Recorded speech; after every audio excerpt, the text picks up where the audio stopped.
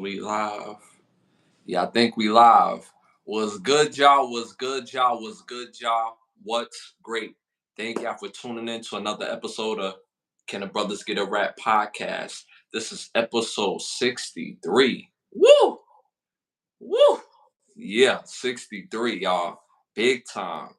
I'm your host, Ashley Lovechild. I'm joined with my co-host, my brother from another mother. Blood couldn't make us any closer. One of the best photographers in the world. My brother Santana, say something to the people. Yo, you already know episode 63 up in this piece. We back up in here live in effect, bring you top tier work as always. We about to get it on and get it in. You know what I'm saying? Pause. Let's go. Let's get it. Yo, real quick, the chat, shout out to y'all for always holding us down. As y'all can see, we got the super chat now and all that. Yo, shout out to Rowan Jack. Yo, the first to bust our cherry. Appreciate Jack. Pause though. Appreciate you. Appreciate you for that love, and again for the rest of the chat. Shout out to Winter Breeze. Winter Breeze, you won some. You won some merchandise last episode. We had went over 5,000 subscribers, and um, you we picked you to win some merchandise. So make sure you hit us up to you know what I'm saying, to get Tap your prize. in, tap in with us. You know what I'm saying? Um, what else? What else? What else? Yeah, y'all. Thank y'all for continuing helping us for the channel to grow. Again, we over 5,000 subscribers. Now our new goal is to get to 10. Let's get to 10. We can do this, y'all. We can do this. We can do this. Let's make this happen, y'all. You know what I'm saying? Help us continue to grow, and we're going to continue to give y'all great, dope content. So again, thank y'all. Um, man, y'all popping, and we couldn't do this without y'all. To be honest with you. So, anything you want to say to that, bro? Bro, we just here, man. We're just gonna continue to build and we're just gonna keep getting better at this. You know what I'm saying?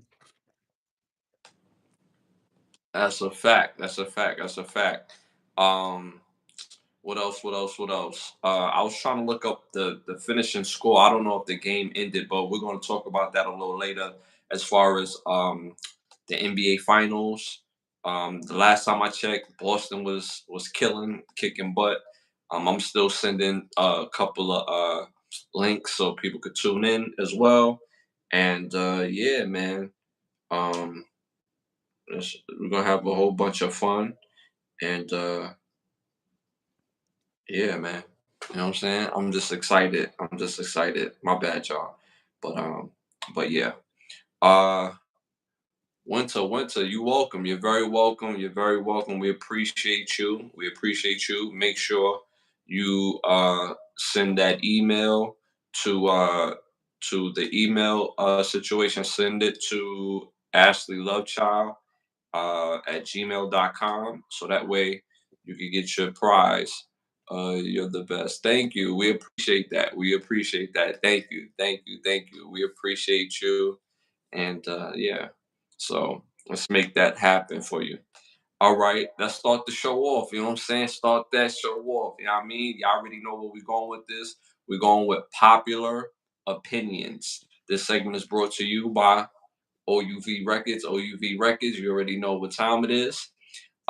Make sure you go to the Instagram at OUV Records, and because the label model is create, document, and inspire. Stay in tune to the latest music and merchandise. Y'all see that? See that? Yeah, see that. So make sure y'all stay in tune. Um, yeah, man. Let's get to it. Let's get to it. First question of the night. Of the night. Let's get it. First question of the night. If you was to recast, if you was to recast Transformers, right? Which actor would you cast with on this list? Number one, Michael B. Jordan. Number two, Tom Holland. Number three, Michael B. Lane. And number four, Michael Rainey Jr. Let Ooh, us know what y'all think of that. who's the Michael Beeling you said? Who's that again? Uh, uh that's yeah, Michael E. Beeling. He plays the quarterback on All American. He plays like Tay Diggs' son. Oh, okay. All right. Not a bad lineup of pretty dope actors. Ugh. Um, I think I might give it to Michael Rainey Jr. only because I want to see give extra range uh, Mm-hmm. of body of work because he also had that other. He had that little Netflix movie, the little basketball joint when it was talking about the them Mm-hmm. going to the Euro League and taking a different route and stuff like that. So that was a different venture from Power. And Mm-hmm. then I would like that's why I picked him for this one because doing Transformers was totally different from Power and it's totally different from that other movie. So my Yeah. choice, Michael Rainey Jr. You know what I'm saying? Yeah. Yeah. I like that pick. I like that pick. I like that pick. Um, Michael B. Jordan.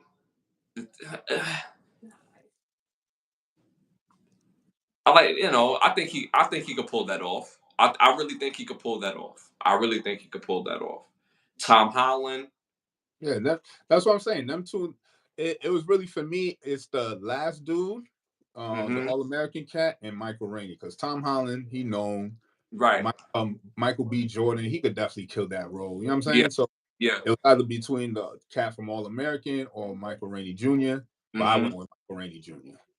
I think I'm gonna just go ahead and agree with you, bro, because I've seen Michael Beeling in several different things, and I didn't realize it was him until I watched some of these things over. Like I remember he was in a scene on Empire, and he had him a little Oh yeah, he was on Empire for a little stint. That's you know, right. That's right. him and Yeah. Little situation. You know what I'm yeah, saying? it was kind of like, whoa, but and I seen him in something else, but he's always been consistent. He's able to tap into different parts of acting where he could bring that part out. Um, I think I'm gonna go with Michael Rainey Jr. because he's more known than he is. He at Michael Rainey Jr. could, he's athletic, pause. He has the star power to do it as well, and I think what he brings to the table is not Shia LaBeouf, but Michael Rainey Jr. See, Shia LaBeouf had a ability to be Shia LaBeouf, and Mm-hmm. people rock with it. I think Michael Rainey Jr. has the ability to be him, and people just rock with it. So it will be his own type of entity without him really having to worry about if he's being, Shia LaBeouf to make Mm-hmm. it dope. So uh I'm gonna agree with you. I'm going with Michael Rainey Jr. as well. So the chat, Shia Buff, we seeing Michael Rainey Jr. I went with Michael Rainey Jr. You went with Michael Rainey Jr. Pause. The rest of the world went with Michael E. Beeling at 33%. At 33%. Not mad at that at all. I can completely see that. So I'm not mad at that at all. Yeah, Uh, because my choices was between him or Michael Rainey, so I'm cool with that. You know what I'm saying? Give mhm. other cats some opportunities out there so they can eat. You know what I'm saying? Yeah, yeah. Absolutely. All right, moving on to our next question. Best sitcom on this list. Best sitcom on this list. Number one. Oh, my bad. My bad. Best show that only had one season. Mm, Best show that only had one season. Number one, Prison Break. Number two, Lovecraft Country. Number three, Playmakers. Number four, Watchmen. damn. That's a tough list because they was all dope in their own different fields, and you know what I'm saying. Because these are Don't whole type of shows. I ain't get into what is it, Prison Break? I ain't get into Prison Break, but all the other three I definitely got into. And you said would I give another season to? No, no, no. Which one was just the best? Oh, that off rip, Lovecraft Country. You know what I'm saying? Lovecraft Country, Lovecraft. Yeah, that Lovecraft Country, bro. They was.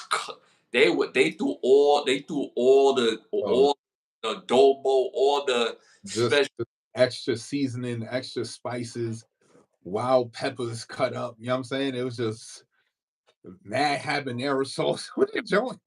For real, for real. Wild Um, spicy, good spicy, but yeah, spicy. You know what I'm saying? yeah, facts, facts. That is a fact. Um, I ain't gonna hold you though. I ain't gonna hold you. Playmakers was our shit, but Watchmen does rival it. But Prison Break is super fire. But because of the love that they put in Lovecraft Country, though, for me, they put too much love in that. They gave you They give you 5 top, seasons worth of love in one season when they should have just spread right, it out. You know what I'm saying? right, and then not to mention they gave us real stars. Like, all right, they gave us two budding stars, right? They gave us two budding stars. You have Journey Smollett, and you have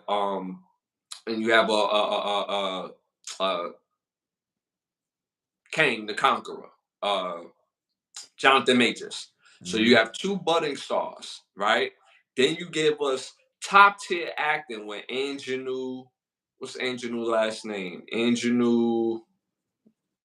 Oh, I'm forgetting her last name right now, but she plays the mother in the King Richard movie about Serena and Venus Williams and the father Richard Williams. So she plays in that top tier acting. Not to mention Courtney Vance, top tier actor. Mhm. Got Michael K. Hey, Williams. yeah. You know what I'm saying? So that's top tier acting in that. Not to mention Michael K. Williams have to be the MVP of HBO shows because he was in probably like four of their best shows. Not to segue, but we talk about The Wire, you talk about Lovecraft Country, you talk about Empire Boulevard. He was also in in Oz as well. And I think he made like a cameo in The Deuce. Yo, that dude was tapped into HBO. But going back to the question, Prison Break is fire, but I'm going with Lovecraft Country as well. The chat, uh, I'm seeing Prison Break, something with prison. But the rest of the world, they went with Prison Break at 37%. Mm. It was a fire show. If you ever sat down and watched it, it was it Prison Break give you the feeling of Mayor of Kingstown Mm. or Mayor of Kingstown. It give you that feeling. Wow. So imagine if we only got one season of Mayor of Kingstown. That'd be cold. That would be tragic. You know what I'm saying? And shout out to the people at Mayor Kingstown, yo. The dude, the main actor that plays, he plays Archangel, not Archangel. He plays the dude with the Hawkeye? huh, You talking about Hawkeye. Hawkeye? Yeah. Yeah, your shout out to Hawkeye. Get better soon. We need that Mayor at Kingstown season 4, yo. We need that. We need that. We need that. Get better soon. All right, moving on to the next question. If you are NFL franchise, all time or healthy, and you needed a tight end on your team, are you going with one, Rob Gronkowski, two, Travis Kelsey, three, Kellen Winslow Sr., or four, Tony Gonzalez? Chili Mm. Gonzalez. I'll play. Ooh. Oh man, that's a tough one. I'm gonna have to go with damn, hold on. I'm gonna have to go with Tony Gonzalez, son. You going with Tony G? I'm going with Tony G. It's just electric player, son. You know what I'm saying? Wish he could have won a ring, you know what I'm saying? But still what he put down on the field and what he did as a tight end, definitely, son. I'm gonna go with Mm-hmm. Tony for that one. You know what I'm saying? Gronkowski definitely is a lit dude, but I don't know. Tony was just all the way put together. You know what I'm saying? Not taking away from Gronkowski or any other people on the list. They all were phenomenal players and they hate their top tier players. We only could choose one, right? So Mm-hmm. my choice Mm-hmm. is Gonzalez. Good pick. Good pick. Shout out to Tony Gonzalez. He put in work on my team. You know what I'm saying? He was a Kansas City Chief for a little minute. You know what I'm saying? He was our gleam of hope for a long time. He was always on the bad teams. We was bad at that time. Um, I never seen Keller Winslow play. I've seen old games, and he was that dude at that time. He was. It wasn't even close. Um, but I can't say him because I never like I wasn't around in his era. If that makes sense. Yeah. Um, Tony Gonzalez, great vertical receiver, top tier vertical receiver, sure hands. Rob Gronkowski is probably the most balanced out of everybody on this list, being able to run block, pass catch.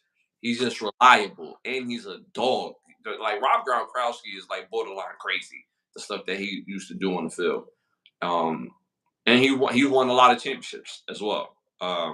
But I'm gonna have to go with my dude, man. I'm gonna have to go with my dude Travis Kelsey. Right now, actor for the Chiefs. You know what I'm saying? I'm going with my dude Travis Kelsey. Can catch. He's always open. He could block a little bit. He's not a terrible blocker. He's decent, but he's not a run blocker. But his route running is crazy, and I'm going with Kelsey on this for me personally. So we got two Okay. Chiefs. Yo, not to mention the Chiefs got to be talked about as having some of the best running backs and tight ends. When you talk about the history of the game, we got some top tier tight ends. Pause. So I cut you off. What you was about to say? No. You good? Yo, they stupid. He said your ass should have just said Taylor Swift. You're not gonna result my boy Travis Kelsey to just Taylor Swift. All right, you Yeah. ain't gonna result to him that. All right, he's his own man. As Kelsey. Because if Taylor Swift was going out with Oshkosh Mugosh that played for the Minnesota Vikings or any other team, nobody would care. But because my boy Travis Kelsey got that little swag goo, you know what I mean? He got a little swag goo, pause, you know what I mean? And you playing in Title Town, because I don't care what none of y'all say. Yo, Kansas City Chiefs, we are now Title Town, all right? So y'all wouldn't care if that wasn't happening. All right, yo, this year, I'm gonna let y'all know, y'all in for hell this year. I'm talking cash shit all year. We won championships in NFL and in college football. My Michigan won and my Chiefs won. I'm talking cash shit all year. So y'all in for hell. All right. So just know that. All right. So the rest of the world, they went with Rob Gronkowski at 33%. Not mad. Yeah, Decent. I'm not Decent. mad at what you It's a said. decent. I said it's a decent pick. It's a decent pick. So, you know what I'm saying? Yeah. hmm all right, moving on to the next question. Best live performer on this list. Best live performer on this list. Number one, Prince. Number two, Beyonce. Number three, Michael Jackson. Number four, Usher. Mm. Granted, I've never seen any of these artists perform live, but I would love to have seen Michael in his heyday. You know what I'm saying? Top tier Michael Jackson, just to be in that crowd and just to see the and feel the energy. You know what I'm saying? Just yeah. So I'm going with Michael Jackson on that one. Got to king of all kings. You know what I'm saying? Yo, I for me, yo, when I thought of the question, I immediately said Beyonce because she's doing everything in heels, dancing, running, flipping, got that shit on. She got lights, she got trucks coming on stage. She's appearing up and out of the stage. She's floating in the air like in Sister Act 2. Like she's doing a lot, right? Mm-hmm. But the reason why I can't put her number one is one particular reason. Because Prince is a great and hellified performer. He's a hellified performer. Usher, hellified performer. He getting these chicks wet, bro. But Michael Jackson separates itself from everybody because when you go to a Michael Jackson show, unlike anybody else, you hear some shit like, yo, y'all got the pass out pit ready? Pass out pit. Yeah, like yeah, when people see Mike, they're gonna pass out. So we need a pass out pit ready. How you a performer and you got a pass out pit? He has to hire people as special security to go through the crowd because they're gonna pass out. Pick them up and take them to the pass out pit. Crazy How work. how Crazy crazy work. is that? That's crazy work. You know what I'm saying? That is the wildest thing I've ever heard of, bro. Like he will pop up on stage and just stand there in his pose, in his Michael Jackson and shit. He gonna be dressed like Captain Crunch, but the shit gonna be fly. It's gonna be diamond encrusted. It's gonna have like a special butter leather. It's gonna have like the finish off at the wrist with special suede wrists. Like the shit gonna be fly, glitter, the sequence shit, you know what I'm saying, at the socks and their penny loafers, and he just standing there like, yeah, and what, nigga? Remove the shades, motherfuckers just pass out. Off the shade removal. Just have him bust a moonwalk yet, bro. Just off the shades, just pass out. Aisle 15, 2 on the left. You know what I'm saying? Go get them. Crazy, bro. How you have that? I just don't understand. You got a pass out pit. So any artist that has a pass out pit gotta have ambulance on deck because they seen Michael Jackson. Gotta get resuscitated. You know what I'm saying? You feel me, bro? Like you seen them bust one of these and you just lost it. It's like, yo, oh hell no. Oh hell no. I gotta give it to Mike. I say all that to say I'm giving it to Mike. Pause. Pause. Michael Jackson, hands down, best performer on this list, at least in my opinion. At least in my opinion. Mm-hmm. So, at the end of the day, if I had $300 to go see somebody perform, and they ask me who would I rather go see perform, I'm gonna say Michael Jackson. I'm just gonna keep it real. And we talking about all in their prime, all with all their special effects, all that shit. I want to see Michael Jackson. Pause. So I'm going with MJ.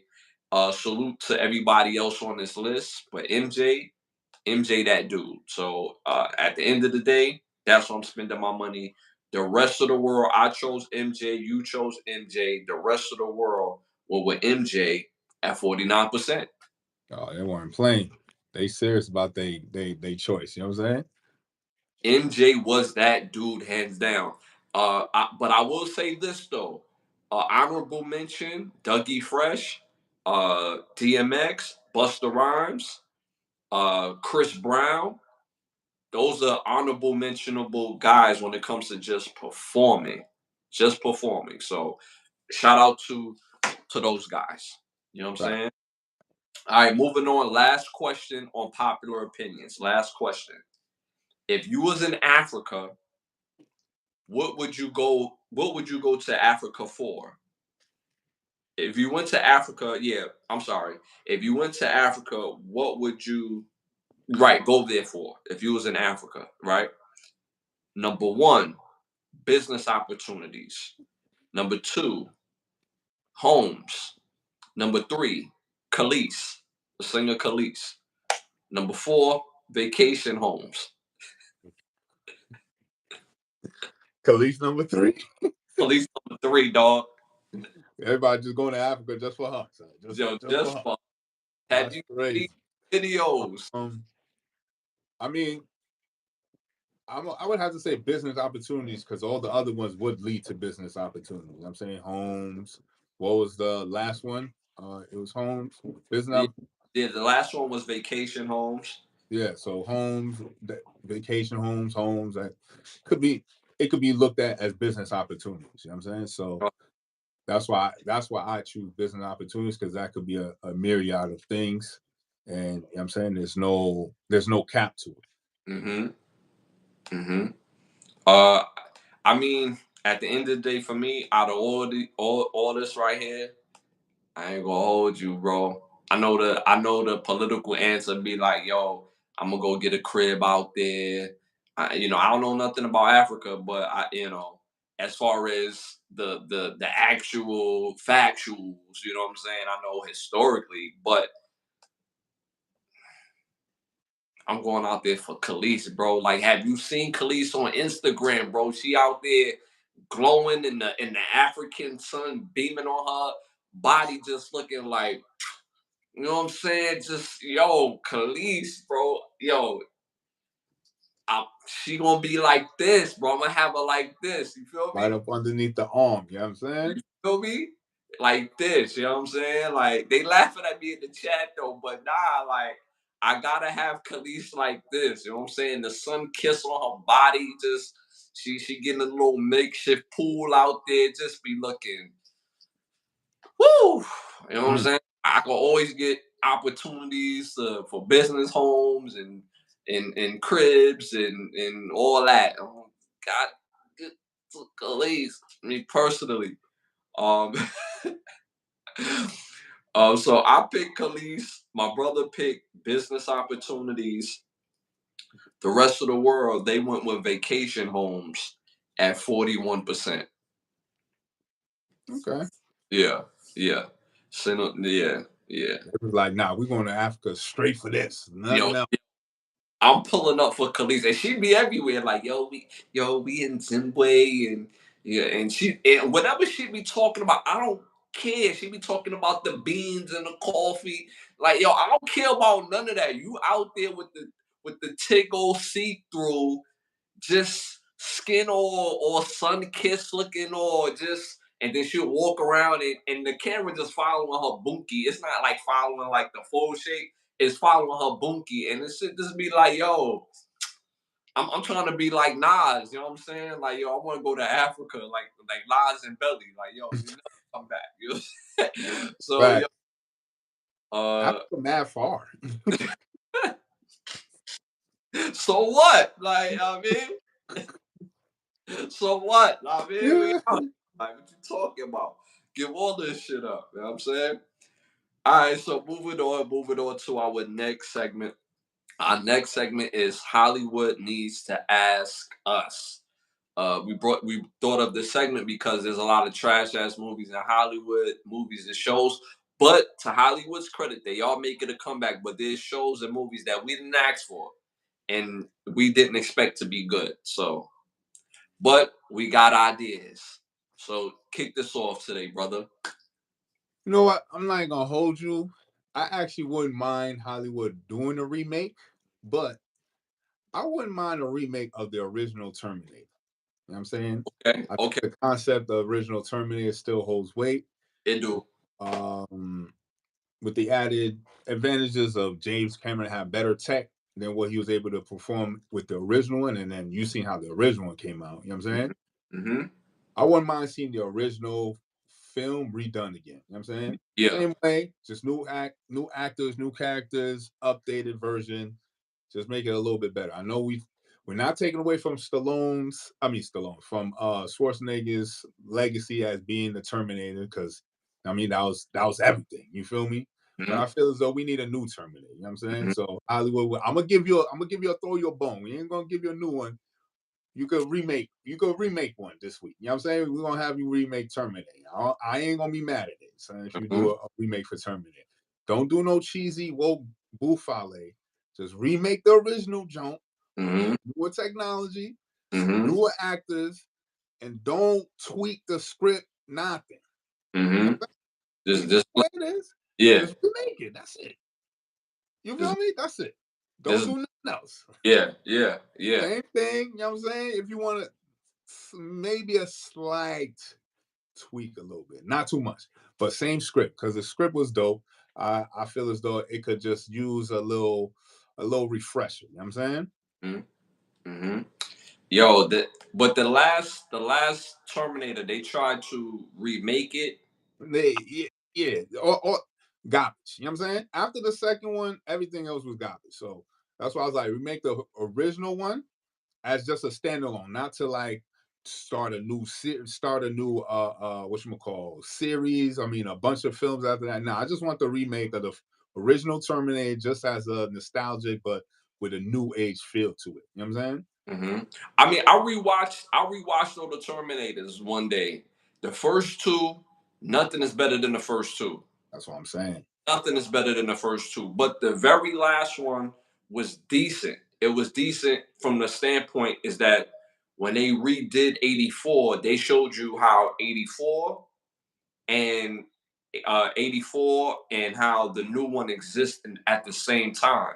And it was like rewriting the history as they was doing it. So the concept was fired. The execution scale of 1 to 10 was probably like at a 6, in my opinion. Hmm. The one with Sarah Connor when she comes back and they had the girl, that was very clunky. I give that like Yeah, a it's like what? 5. Very clunky. And how I get it, but I don't get it because it's a machine, and I get that. Okay, it's gonna find a way to make himself look old, but that don't even make no sense. You know what I'm saying? Hmm.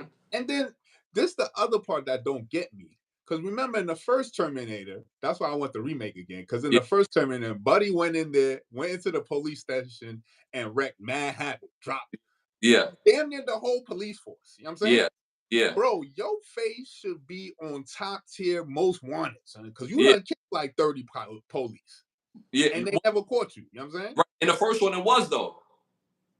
Huh? In the first one, it was. Remember when he ran up in the radio station? Yeah, no, that's what I'm saying. So in the end, in the last one you talking about, when he still has that same Yeah, face, yeah, yeah, ain't nobody. You have a job and a wife, like yeah, my dude, you bodied like a whole police force in Bakersfield in the '80s. Love, we still looking for you. We need to talk. You know what I'm saying? yeah. We need to have a chop up. But yeah, so yeah, the whole that shit just the way they did it was like just remake the original one and it'd be cool. So that'll be my one little one off where you can, well, no new idea, just a remake. Would you recast Arnold Schwarzenegger? Yeah, I definitely would. There's probably a new Arnold Schwarzenegger somewhere, some buff bro pumping What iron you could get. You know what I'm saying? Young what cat that could start off, get his name up. You know what I'm saying? what about the guy that plays he plays Thor? What about him? Chris Hemsworth, nah, we need somebody young. You know what I'm saying? He like in his he late. I know how we can make people older, but I want new blood. You know what I'm saying? Mhm. Get some new crop of people in there to get a fresh take, and I think it'll be nice. And I'm pretty sure you could find somebody that's strong, brolic, Mhm. almost similar build to Arnold Schwarzenegger, but not Arnold. You know what I'm saying? Because I'm not gonna hold you, right? Terminator's got to have a look of the Terminator. They can't pull up with Cat Williams, and we supposed to believe that not Cat Williams personally, but somebody of his. Like the build, yeah, Right. yeah, yeah. You know what I'm saying? It won't make sense, and it won't be like that's the Terminator. Like so, part of the Matter of Terminator. fact, Buddy that played the build, I mean, that played it with alongside Michael B. Jordan in the Creed joint. What was Oh, what the dude's son that he fought?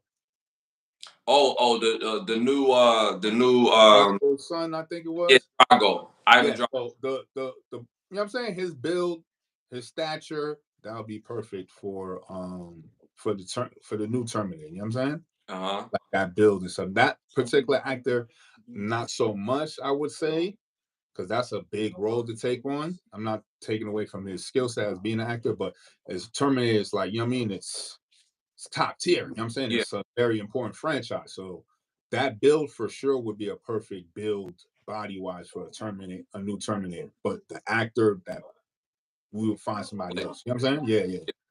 Okay. Okay. I like that. I like that. And I would like to see them do that and really go in, care about the script, care about the storyline, care about how it's going to be portrayed. Um, Rewatching all the Terminators, though, I will say this that I didn't give them credit for the first time. They did an excellent job telling the story of Terminator. They did. If you ever seen, well, of course you've seen first, second, third. Third was very like they couldn't they third They was, could have did without that one. but see, the action in the three was really good. It was really good. The action Yeah, it was just a storyline. Then just it was it's like, it just didn't connect. So when you have the Genesis and you have I think it's Annihilation, those storylines is fire. When I rewatched it, like I was like, yo, like this was like what was I watching the first time? The storyline was fire, but the execution was ass. So I would, I would prefer that they remake it while progressing the story. You know what I mean? I hate when stuff have to go all the way back because you have a new person. Like every time we get a new Spider-Man, we have to go back to the Hobgoblin. It's like, yo, just remake it and and progress the story because that's what we want to see more villains. We want to. So I agree with you on that. I would just put that take on it. You know, progress the story, right? right, right to progress it. So that's dope. That's I dope. got a good show that would help progress the story because you're dealing a lot with time, right? With Terminator. So I got a show later on when we get to that series that'll deal with it. If they were to implement it, this Mm, could be a way for them to further progress the story along,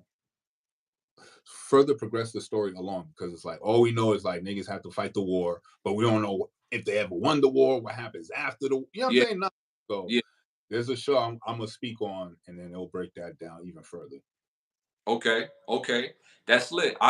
Yo, that would be fire. That would be fire. For me, I have to think about this on the fly because for some reason I had left this out.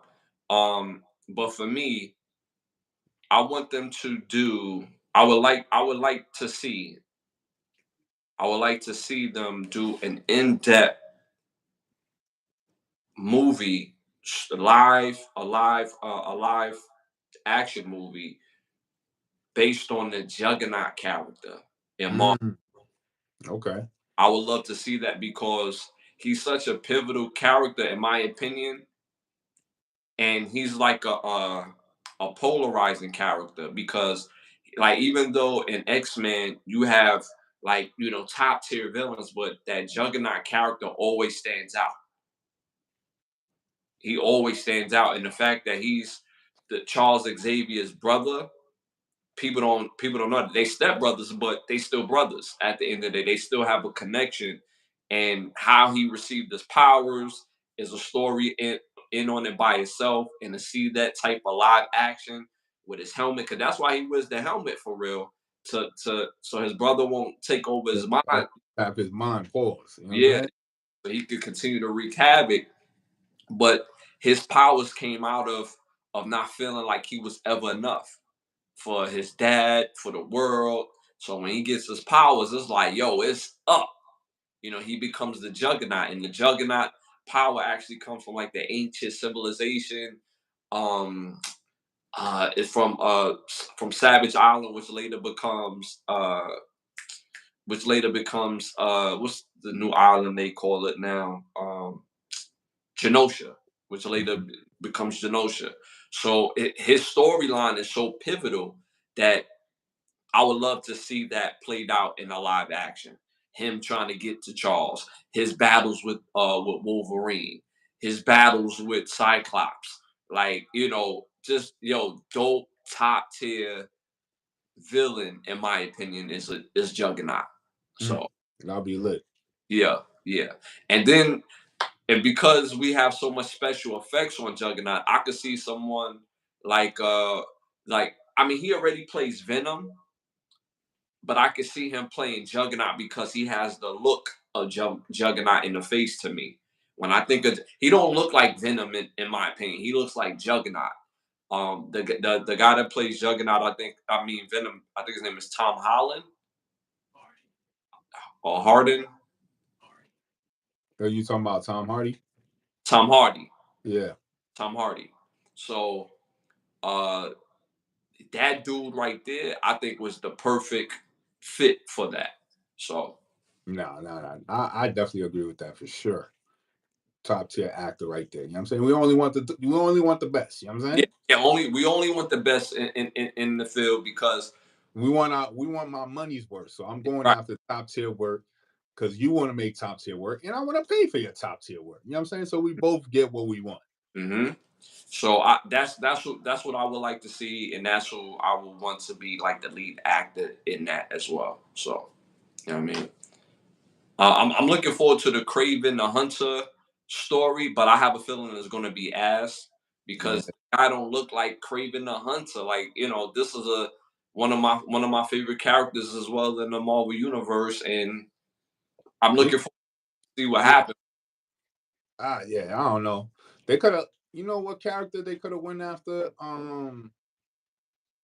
in Spider-Man or and made it whatchamacallit, a standalone. What's that character? I would love to see a Doc Ock. Doc Doc. Ock just by standalone, you know what I'm saying? Hmm. Hmm. Or one of the because Craven wasn't part of the Sinister Six, so any one of the Sinister Six get a standalone. They showed a little bit of Vulture, little they had Green Goblin in the other joint. I think Rhino's in there, Hmm. Electro. Oh, they kind of show the Sinister Six in the last Spider-Man movie, but a Doc Ock by himself movie that'd be lit. You know what I'm saying? Hmm. Hmm. Yeah, that, I will watch that as well too. So, lit ideas, Hollywood. You know what I'm saying? Just tap into us. You know what I'm saying? Just break us off that Cut, intellectual property. You know what I'm cut saying? that check. You know what I'm saying? That, you know what I'm saying? So don't let us catch you with our stuff and you ain't break us off. So we coming. Pause. All right, moving on. Make sure y'all hit patreon.com. Can the Brothers Get a Rap Podcast? Patreon.com. Can the Brothers Get a Rap Podcast? Go there right now for special merchandise as well. All right, moving on to our must see segment, must see movies, must see shows, must hear music. You want to start this one off? All right, chat. You know how I do. I always got a theme for my movies. It never fails. So I got a theme for y'all. I already know it's the summertime, and most y'all want to break up and start new ventures and run the city. Well, these top breakup movies might make you think otherwise. You know what I'm saying? So the first top breakup movie is Friends with Benefits. Came out in 2011. Stars Mila Kunis, Justin Timberlake, Woody Harrelson, Emma Stone, Patricia Clarkson, Jenna Elfman, Nolan Gold, and Richard Jenkins. The title of the movie is self-explanatory: Friends with Benefits. Y'all been down that road. Y'all know how it goes, and you know how the movie's gonna portray. Great movie, funny. Um, don't watch it with the chick that you have friends with benefits with. I'm telling you, don't do that. Gonna cause Next movie, problems. gonna cause more problems. Next movie on our top breakup list is The Breakup. Came out in 2006. Stars Vince Vaughn, Jennifer Aniston, John Favreau, Cole Hauser, Justin Long, Jason Bateman, John Michael Higgins, Joey Lauren Adams, and Anne Margaret.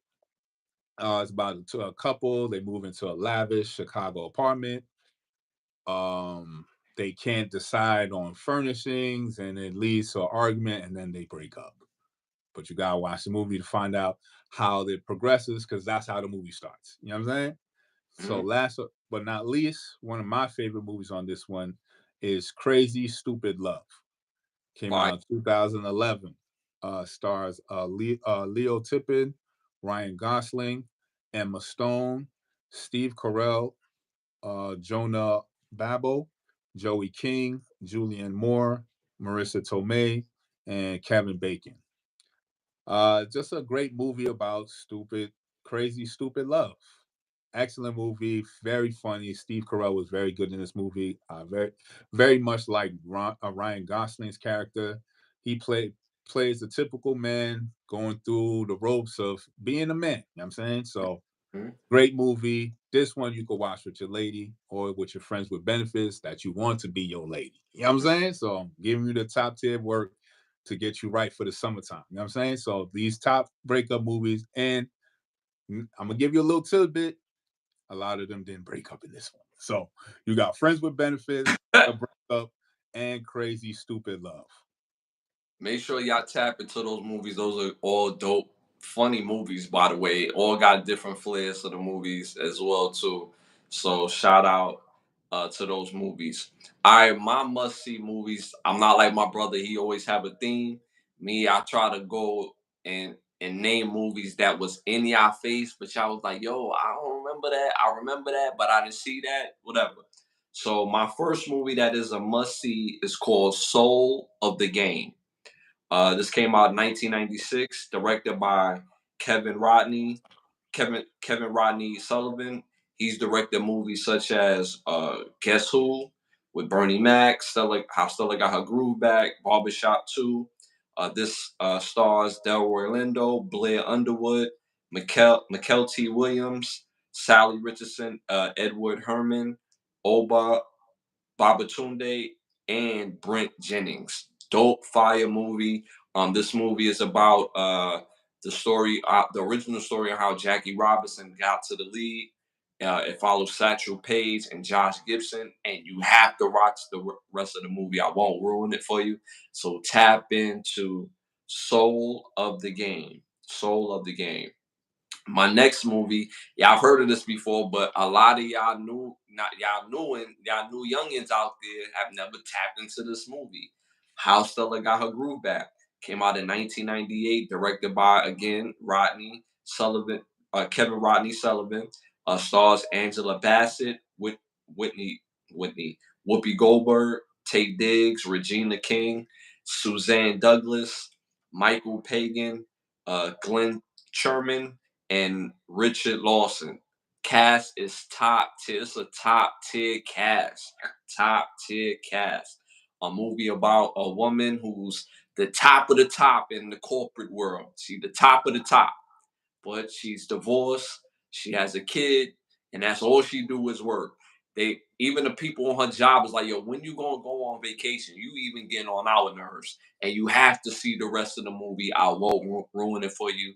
Tap in to see how Stella got her groove back. Third movie, must see, direct. Came out in 1995, called Clash. This movie stars I didn't even I'm gonna keep it a buck with y'all. I didn't know about this movie until about 2 years ago. This movie stars Jasmine Guy, uh, I'm sorry, Jasmine Guy, Giancarlo Esposito. Y'all know Giancarlo Esposito, how he give it up. Pause. Stafford Ashanti, Paul Campbell, Carl Bradshaw, and Sadella Marley. Fire movie. Fire movie. Fire movie. This movie's about an American photographer. He goes to Jamaica to have his vacation and, to up his portfolio. He falls for a Jamaican woman out there, and you have to see the rest of the movie. It's very gritty too. I'm going to remind you. So it has that 90s gritty look. I don't want to ruin it for you, but Jasmine Guy and John Carlo Esposito, they had themselves a little, you know what I'm saying, a little something, something, and you know what I'm saying. The scene was crazy. So make sure you tap into that movie again. It's called Clash. So my three movies is Soul of the Game, How Stella Got Her Groove Back, and Clash. So make sure you tap into those. All right, moving on. Three must-hear albums. You gotta hear these albums. Number one, Montel Jordan, It's On Tonight. Came out in 1989. Must-hear album. Number two, Portrait, All That Matters. Came out in 1995. Again, Portrait, All That Matters album that came out in 1995. And number three, 112, Part 3 album that came out in 2001, arguably their best album. Between that and probably their very first album, very arguable. But again, 112 Part 3 2001 album, Portrait, All That Matters 1995 album, and Montel Jordan, Get It On Tonight 1999 album. Uh, Must see show. You got a must see show for us? Definitely got the mushy show. It was the show I was telling you about earlier. It's a show called Dark. Now it came out in 2017. Has 3 seasons. It stars Lewis Hoffman, Lisa Vakari, Gina Stizbites, Major Shoney, Oliver. I'm not even gonna pronounce the last name. I'm sorry, Oliver. Your name is crazy. And next is Andre Perchman and Julika Jenkins. Now, this series is very, very deep. It's a very cerebral series, like meaning that you have to really pay attention to the dialogue. And Hmm. unfortunately, the dialogue is in German, so you gotta read the subtitles. But the concept of this movie of the series is phenomenal. I think this series by far is the best way on how to break down and understand time and your perception of time Hmm. while you're living it. You know what I'm saying? So this series again does a great breakdown of it. And why I mentioned it during when we saw about Terminator is because Terminator is from the future. He goes back in time to kill somebody in the past. But you know what I'm saying? When you do that, it's a whole new timeline. So it creates a different if we're in the TGA in Loki, it will create a different time variant or time displacement. You know what I'm saying? So Dark explains how these variants or how you would get different variations of a Kane character because of the split of the timeline. So Hmm. Dark explains the main timeline, right? And Hmm. there's the instance that happens that splits the timeline. You know what I'm saying? Hmm. Hmm. Very, very dope show. Like it's a crazy show. 3 seasons. Again, it encompasses the past, the present, and the future. And then it's these characters and these families. You have to know their present self, you have to know their past self, and you have to know their future self to put it all together. And again, the dialogue is very deep and very cerebral. It may go over your heads. It may be dry, but it's a very good watch. You know what I'm saying? So again, the series is called Dark. It's on Netflix and it came out in 2017. Slow burner for sure. 3 seasons, but you once you finish it, you're gonna feel like you got a PhD in physics. You know what I'm saying? Yeah. Yeah. Yeah. You might as well just go work for NASA after you watch this. You know what I'm Yeah. saying? Yeah. It's on Netflix now. Y'all could go check it out. Yeah. A quick shout out to King Prince, Big Spender. Appreciate you. King Appreciate. Prince, appreciate you, Pimp. You know what I'm saying? Appreciate you. That was big. Appreciate that, man. Thank you. Thank you for the love. Uh um yeah, thank you again for the love, man. Dope show. Make sure y'all tap into that show. Must watch, must watch, must watch. My show is more of a must watch than a classic show. I will be honest. I will be honest. It was only 1 season of the show. Um, this show was very pivotal. It's called When They See Us. When They See Us, season 1. Dope show. This, like I said, was on for 1 season, 2019. Stars Jarrell Jerome, Ashanti Black, Felicity Huffman, Michael K. Williams, again Michael K. Williams, Kamal Harris, Kylie Bunbury, Ethan Harass, Marquise Rodriguez, Niecy Nash, Blair Underwood, and Anjanou Ellis. I couldn't remember her last name earlier. Anjanou Ellis. A dope fire series about the exonerated six. They was wrongfully accused for raping a woman in the Bronx. And it's it was just crazy at that time. And these were 6 young kids who had went to jail before their time, again wrongfully convicted. Years later, after they did their bids, come to find out that they actually, evidence proved that they wasn't even in the same vicinity as where the rape took place. And but it's a must watch. Is very dope. um Dope as far as the acting, very top tier, and it's a must watch. Must watch. It's only 1 season, but you're going to get top tier acting from that though. So make sure you tap into When They See Us. All right, moving on. Y'all already know what time it is. It's time to rap, y'all. Ready. Let's get to it. So we got some hot topics. This segment is brought to you by Button Snaps, where you, for $4.99 for your viewing pleasure, you can get classic movies, shows, documentaries, original content. Again, buttonsnaps.com. All right. First hot topic of the night. Gotta get your opinion on this. Boy Meets World actress Trina McGee pregnant at 54. What do you think about that? Is that that's the one black chick, right? Yeah, yeah, yeah. That's her first child? I'm not sure. I'm not sure. That's that if she So, pregnant at 54 and like carrying the baby to term, that's not something that should be celebrated where women think that they could wait to their later years to have children. Like, no, that right there is a supreme anomaly. hmm And and even if she everything goes well with the pregnancy and she gives birth to a healthy child, you know what I'm saying? You're 54 years old. In 6 years, you're gonna be 60. That's hmm 6. hmm I'm saying hmm 10 years from there, you're gonna be 70. That child gonna be 16. hmm Shall we continue? hmm You know what I'm saying? So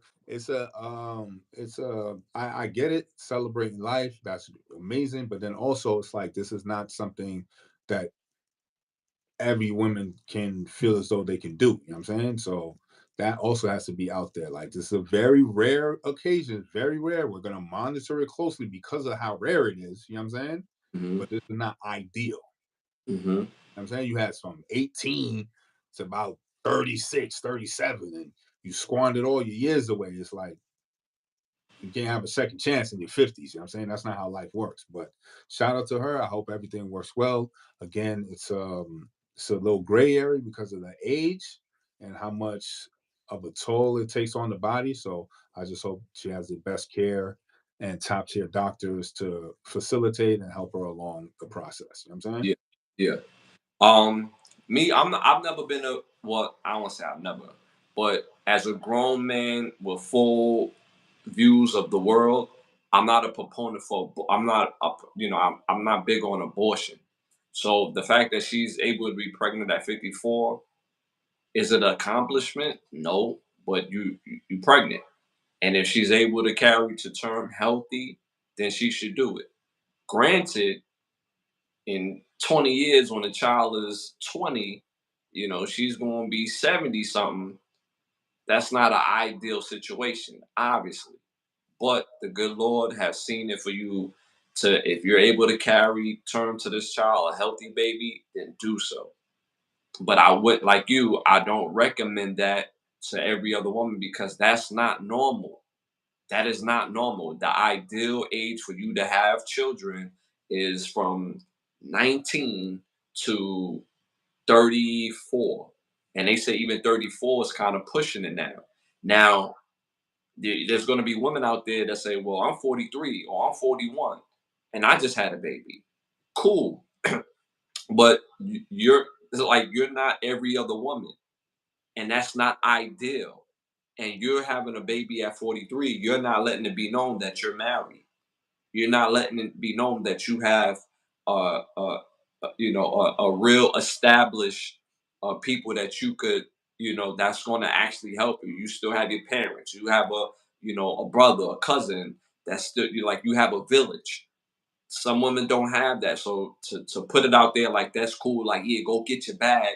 And at 45, when you're ready to settle down, then that's what it is. No, that's not ideal. That's not smart. It's never the perfect time to have children. It's never the perfect time to have children. So do it at the able time, the able body time that you are able to do that. So um I mean at the end of the day, she's pregnant. I'm surprised she's even 54. I mean, back in the 90s, I mean, she was so damn bad, like in the 90s and even in the 2000s. Because remember, she was in people don't think about her in this movie, but she was in Friday After Next. She played Cinnamon. Mm. You remember she played Cinnamon in Friday After Next when Yeah, Big yeah, I remember. with Pinky. brought the chicks. Mm-hmm. And so that kind of let me know that she was probably like in her 40s at that time, and probably damn near like late 20s, early 30s when she was on Boy Meets World. If she 54 now, Right. you know what I'm saying? So at the end of the day, if she could carry the term, carry the term. God seen it fit for you to do that, so do that. You know what I'm saying? If you can. Is it ideal? Hell no. Hell no. And I don't recommend every other woman doing that as well. It's crazy. So, shout out to her. Again, I wish her all the best. Like, genuinely, I really genuinely wish her all the best. All right, moving on to our next hot topic. All right, Howard University revokes P. Diddy's honorary doctorate degree, cutting all financial ties, including his scholarship programs. What do you think about that? They giving back all the money too, or they just cutting the money off. They cutting the money. They cutting the money off.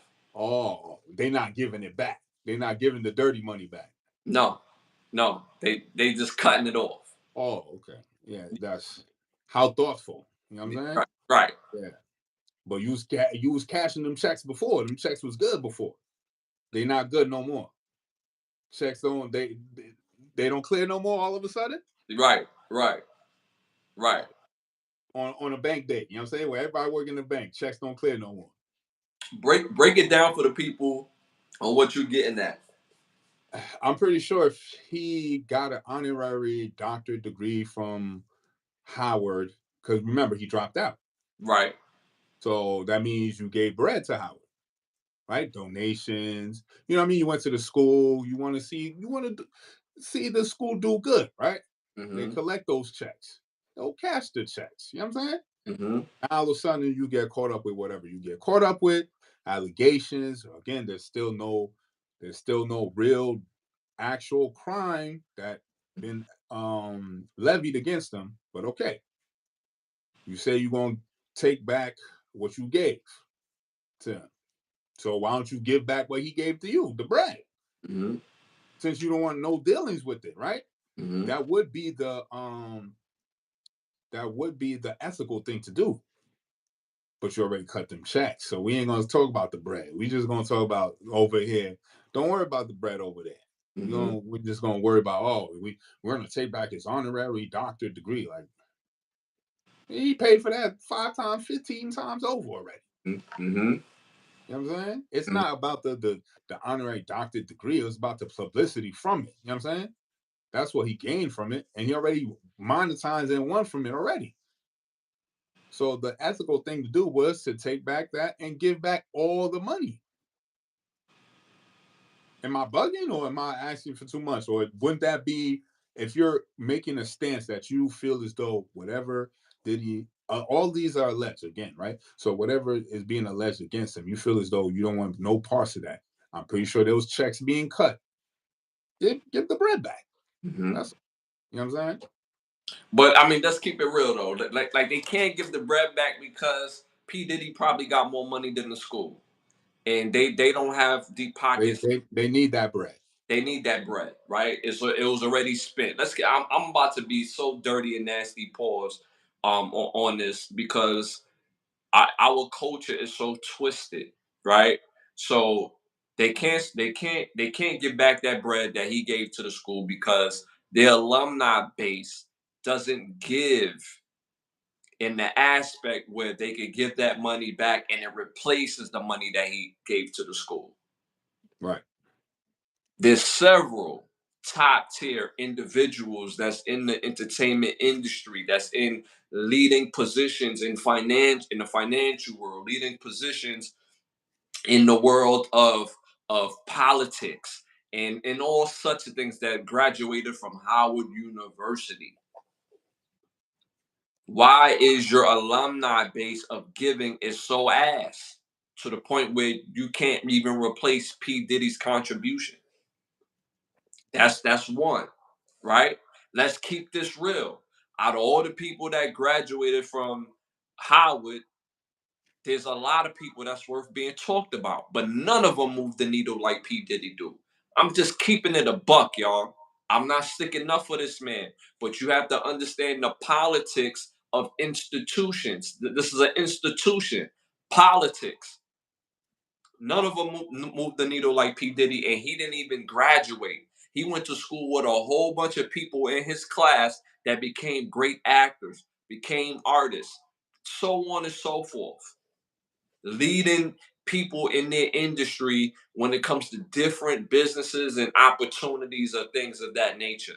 But your giving is that ass when you can't even replace his contribution. He moves the needle. That's why y'all gave him the honorary degree. It make y'all look good to say, yo, he went to our school. Now he didn't graduate though, but because he doing so well in life at that time, and because the whole world is revering him at that time, that we're going to give him this honorary degree because it makes us look good. The press is going to come. P. Diddy went to your school. Oh my God, that's amazing. How was he as a student? Was he focused? Was he always, getting things together? Did he put together the parties in the neighborhood? Did he, blah, blah, blah. It becomes an interest story. So now that he's on the wrong side of history, right? Y'all shit on him, right? Okay, I can get the fact that you say, all right, we're not gonna deal with him. We're gonna give the money back. We're gonna do all this stuff to show you that we disassociate ourselves from the things that he has done, right? But don't be half-assed about it. Do it all the way, right? But here's the other thing about this conversation. When it comes to us, and I'm going to speak about this more so and keep the lie alive, but it just seems like no matter what we do is always a double-edged sword. Marv Albert was out here biting off nipples. Countless of other industry leading men did wild, crazy stuff, beat up women, uh, uh, uh, uh, you know, uh, did all types of stuff. But you don't hear, oh, yo, we are we are disassociating ourselves with this person and everything that they give us. Da da da da. You don't hear that. But with us, you hear that. So okay, cool. Y'all don't stand for what he stand for. Cool. I don't either. I don't either. My brother don't either. So what we're saying is don't be half-ass about it. Do it all the way. But because it made y'all look good and made y'all look cool, mind you, P. Diddy was going up to Howard homecoming. You know P. Diddy gonna be here. You mean to tell me that they didn't advertise that? When kids is looking to come to Howard, yeah, I'm thinking about coming to Howard. It's either gonna be between y'all or Hampton, or I might just go to a PWI. I might just go to Virginia. I might just go there. But you want to cut on Howard? We got Howard homecoming. You know who'll be here for Howard homecoming. You know who'll be here. So y'all was using this man too. Nah, get out of here. Anything you want to add to that before we move on? Nah, it was well said right there. We pretty much nailed it all. You know what I'm saying? There's nothing else to even bring up because it's like, yo, y'all took the bread, y'all give him this half-ass fake stance of, you know what I'm saying, throwing another nigga under the bus, but when it was cool getting the bread, y'all niggas was getting the bread. You know what I'm saying? Miss me with all that goofy shit. Facts. Facts. All right, moving on to our next hot topic. Yo, we got a jam-packed show. Mortal Kombat did something real dope. They did something real dope. They added iconic TV movie characters to their roster of fighters. So they added Show Nuff from The Last Dragon as a character. And the next one that takes the cake, they added Dragonfly Jones from Martin as a character on Mortal Kombat. That's crazy. I just hope, damn, because who gets the check for using that character? You know what I'm saying? Like, is it for Dragonfly Jones? Do they cut the check to Martin Lawrence for his intellectual property of creating Dragonfly Jones, or does it belong to Fox Network because he created while under Fox? And you know what No, I'm saying? How does no. that? So Fox is the network, but they not the holding network. The holding network see, for people to understand, it's HBO because it's an Oh yeah, HBO. it was an HBO show. Yeah, yeah. It said at the end. It It's did. It did. HBO because Martin did those characters on the show. It's not Martin's characters; it's HBO's characters. But Martin has his own special deal with HBO. So his deal is not work for hire. His deal is, work for hire plus incentives plus a percentage. So I'm Mhm. pretty sure that back end is, you know what I'm saying? It's pretty cool. All right. As long as you know what I'm saying, people get cut, they checks cut. The actor who played Show Enough from you know what I'm saying? He That's who passed. said, He oh, he passed. passed. Oh well, it could go to his estate. You know what I'm Yeah. saying? You feel me? Y'all Yeah. still using our characters to sell your products. Hmm. Cut them the check. That's all we saying. It's just good business to do it that way. You feel me? Yeah. Yeah. Especially if it boosts y'all bottom line. You had to do it to you have to add some niggas, you have to add some black pepper to give your shit some spice. So you know what I'm saying? Cut the check. Just cut the check. And they yo in the the preview that I seen, they was both Yeah, wild. I'm pretty sure because you know we got AI, so Yeah. the voice, the mannerisms are all gonna be similar to how it originally is. You know what I'm saying? Uh-huh. And just cut the check. That's all Yeah. we say. You know what I'm Yeah. saying? Roman Jack, shout out to you, baby. You know what I'm saying? Well, Jack, thank you. Wow, appreciate that. Appreciate that. I want Ash and I want Santana and Ash, Mortal Kombat characters. Would y'all uh what would your fatalities be? Oh man. Oh, you go first, bro. You go first. Um, That would be dope. Sheesh. I don't know. It'll probably be a petty thought uppercut. You know what I'm saying? hit, hit niggas, hit niggas with the logic, with the 3-piece elbow. You know what I'm saying? Yeah, that's gonna be my Yo, fatality. The petty thought uppercut with the elbow joint. You know what I'm saying? yo, Fuck with it if you want to, nigga. You he said the petty thoughts uppercut. Yo, that's funny, yo. know what I'm saying? Yeah. Fuck with it if you want to, blood. You know what I'm saying? And Mortal Kombat cut me my check. I don't play about my character. You know what I'm saying? Yo, for real, that would be lit, Rowan Jack. Wow. I think I would have two. I think when I do the love, you know how like Ryu throw out the not the Duke it, but the what's this joint when they just throw it Oh, up and I know what you're talking about. yeah, The yeah, other joint. Yeah.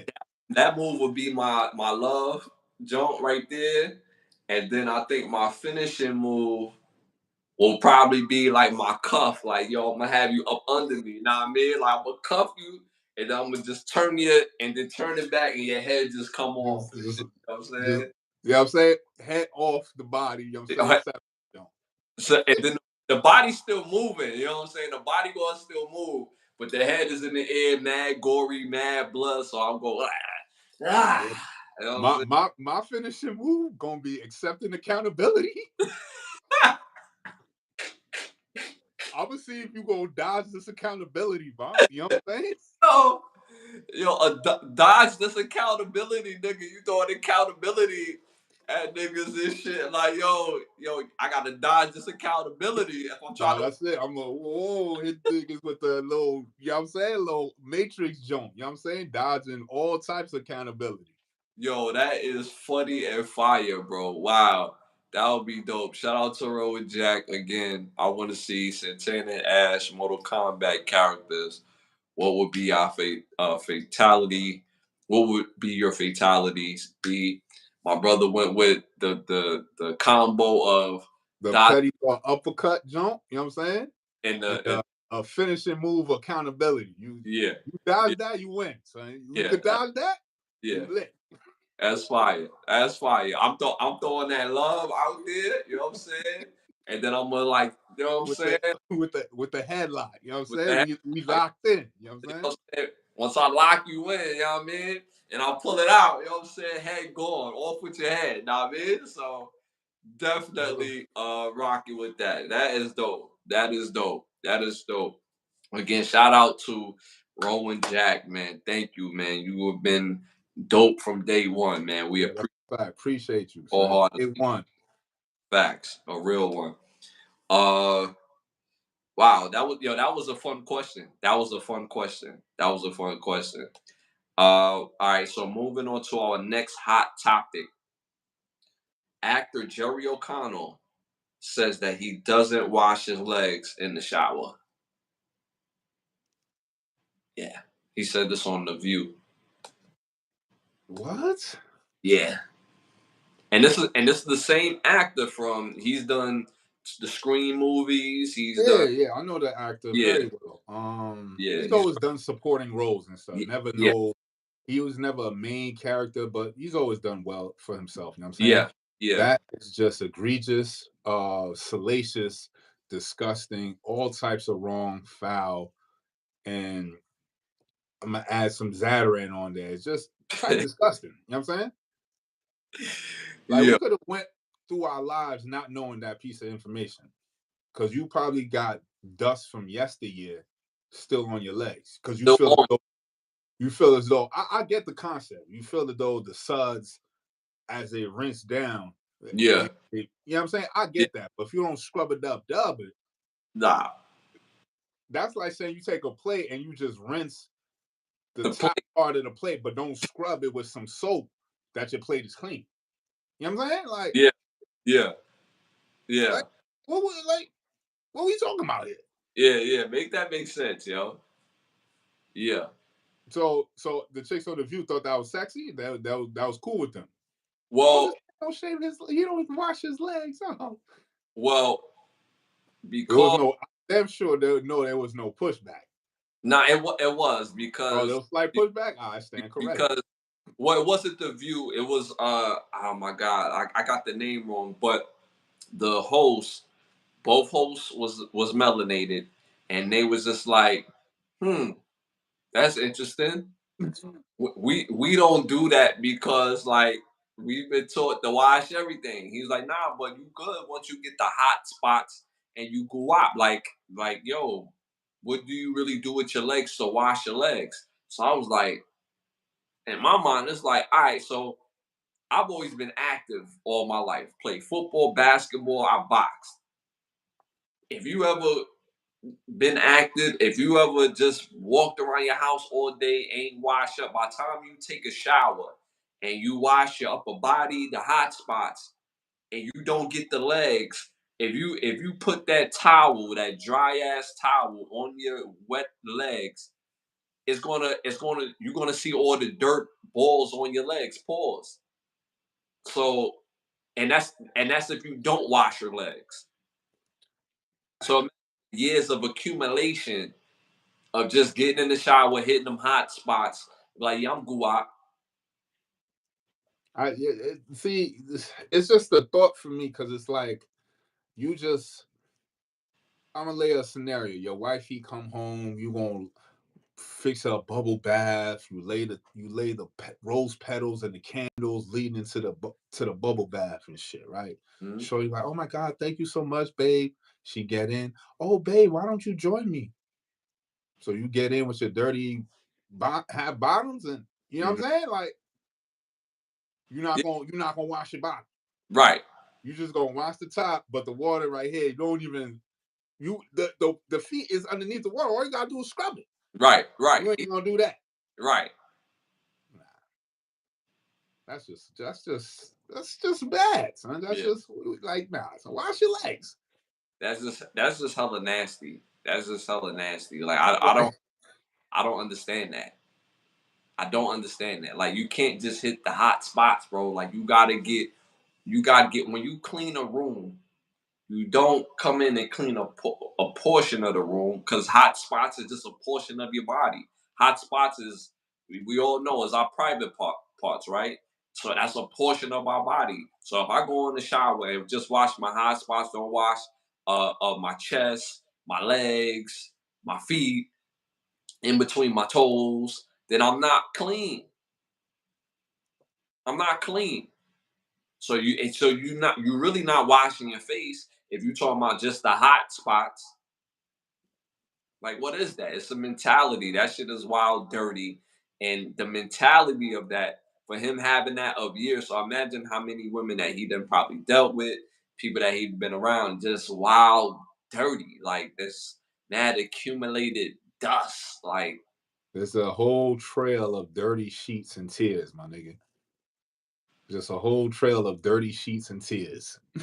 that ring around the tub, like yo, just straight nasty. Like Ray J just did a interview today with on Club Shay Shay, and he said he was always dirty until he dealt with older women. It took for an older woman to sit him in the tub and to wash him down because every time he got in the tub or took a shower, it was just like wild dirty.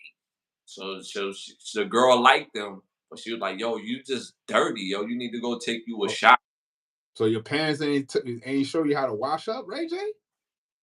This is what he said. You know what I'm saying? He didn't learn how to really wash himself until he got with an older woman. He had experience So when he was that like, means by the time you dealt with an older woman, I'm gonna give you the benefit of doubt and say 16, but it's probably earlier than that. yeah. He said 17. he was like 14, and the woman he was dealing with at the time was like in her 20s or 30s, if I'm not mistaken. And she showed him the importance of taking a bath in the shower and being clean. You know what I'm saying? That's crazy. But you get the point that I'm making. At least he learned that at 14. Yeah, Jerry yeah. ain't never learned that ever in his life. Like that's Nah, just wild. he already stuck in his ways. He's not washing his legs, ladies. So it is So what it is. if he ain't washing his legs, what he putting in you is like, yo, just pause, just straight Garbage jar, garbage, trash, juice, water. bag garbage truck juice or that. So ladies, be careful who you dealing with, yo, cause 100% organic juice, nigga. you know what I'm saying? I might just be the one to smash you one day. I got to deal with mad bacteria, mad back dust and dirt from Jerry O'Connell. Pause. You know what I'm saying? So, shit, my brother might crack, you know what I'm saying? And he got to deal with just mad back dust and dirt and in the crevices Yeah, that we that y'all chose to lay with. You know what I mean? got quarantine you for a little bit. You know what I'm saying? You know what I'm saying? Put you in the fog dust. Go get the fog dust from Target. You know what I'm saying? Get y'all right. All right. So moving on to our next hot topic. Charleston White teamed up with Aiden Ross, who's a known TikToker. Uh, I forget the guy from Fresh and Fit, but the main guy from Fresh and Fit. They teamed up, all three of them together, to pedophiles catch pedophiles. So they have this thing where um, they pretty much made a decoy kid, and they met the pedophile in the store, and they blew him up, and they put him on blast that he's a pedophile, and that to bring shame to him, and so forth and so forth. What do you think about that?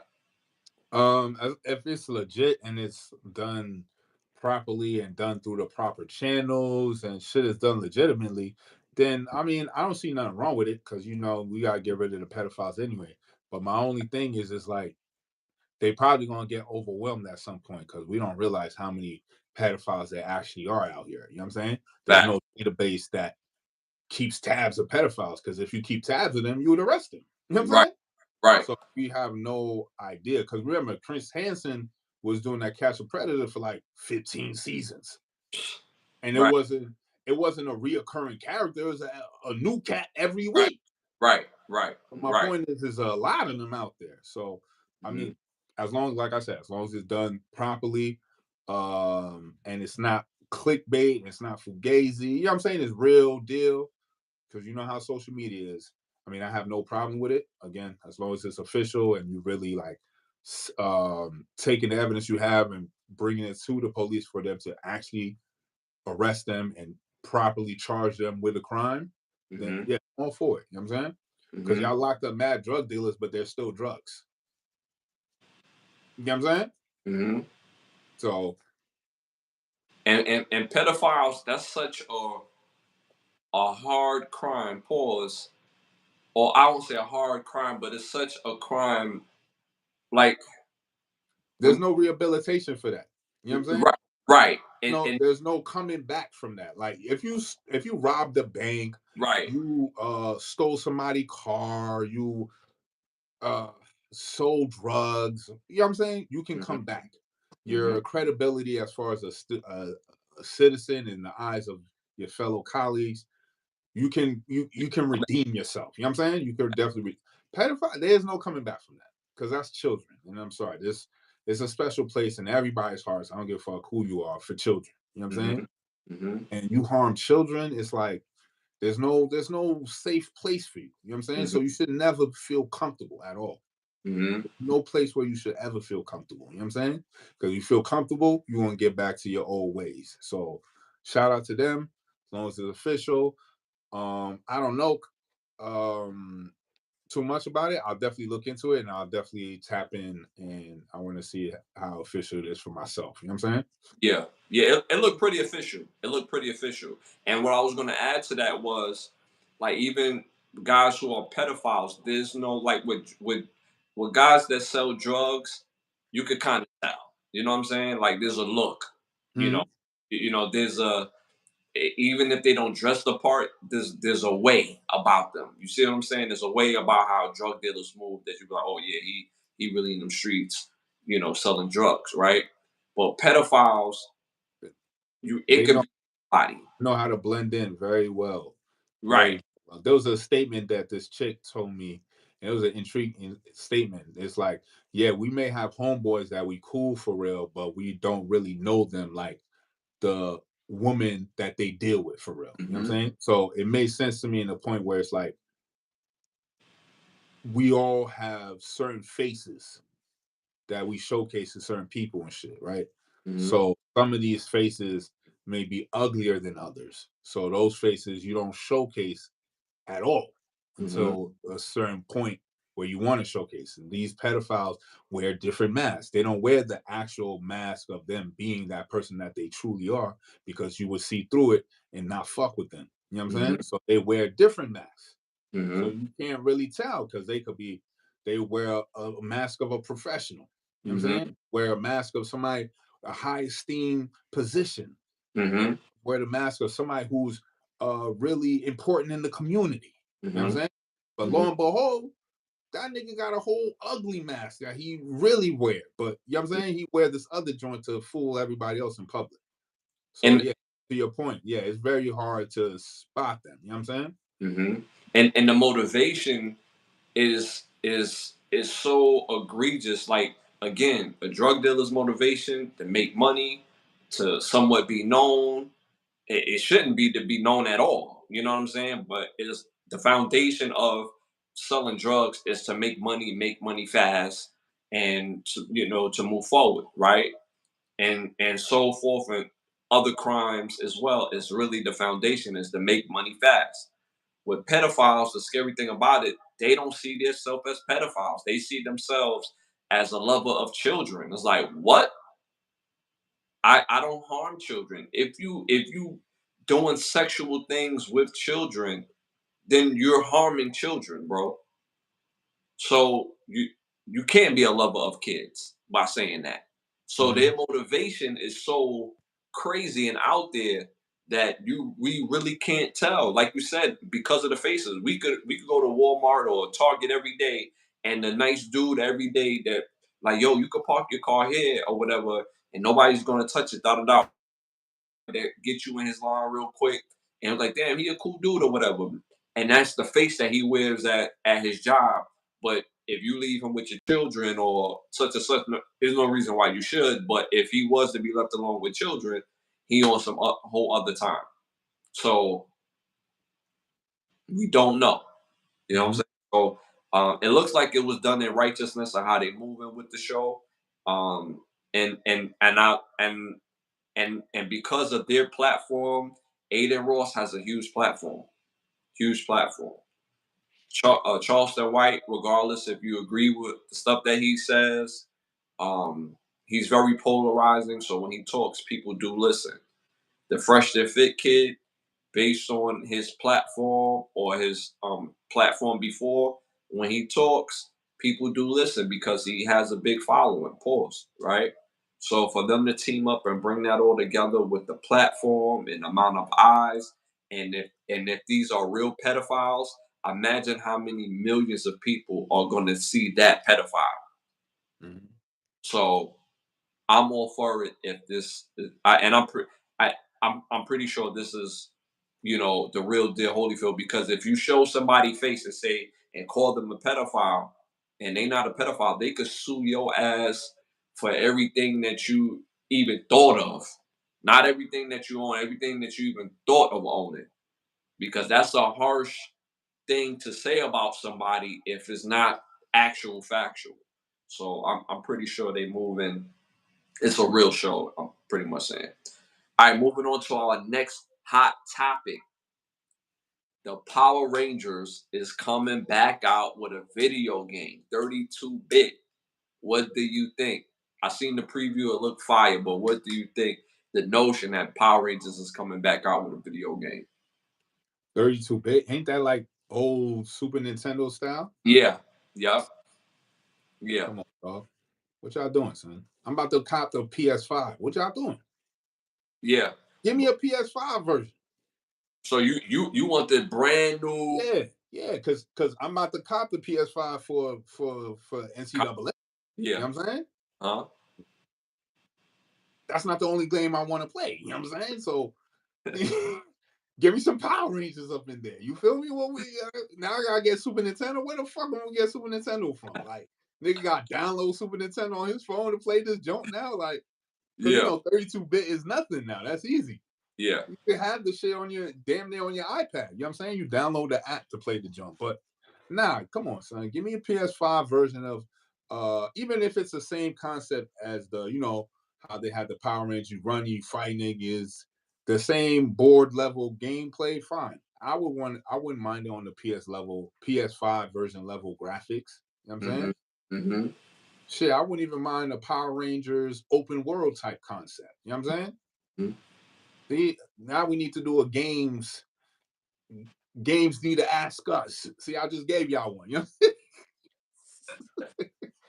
PlayStation need to ask us. PlayStation needs to ask us what's popping. Like, yo, What's popping? Give me that Power Rangers open world, blood. I'll stop playing. So I play the Green Ranger all day. What's good?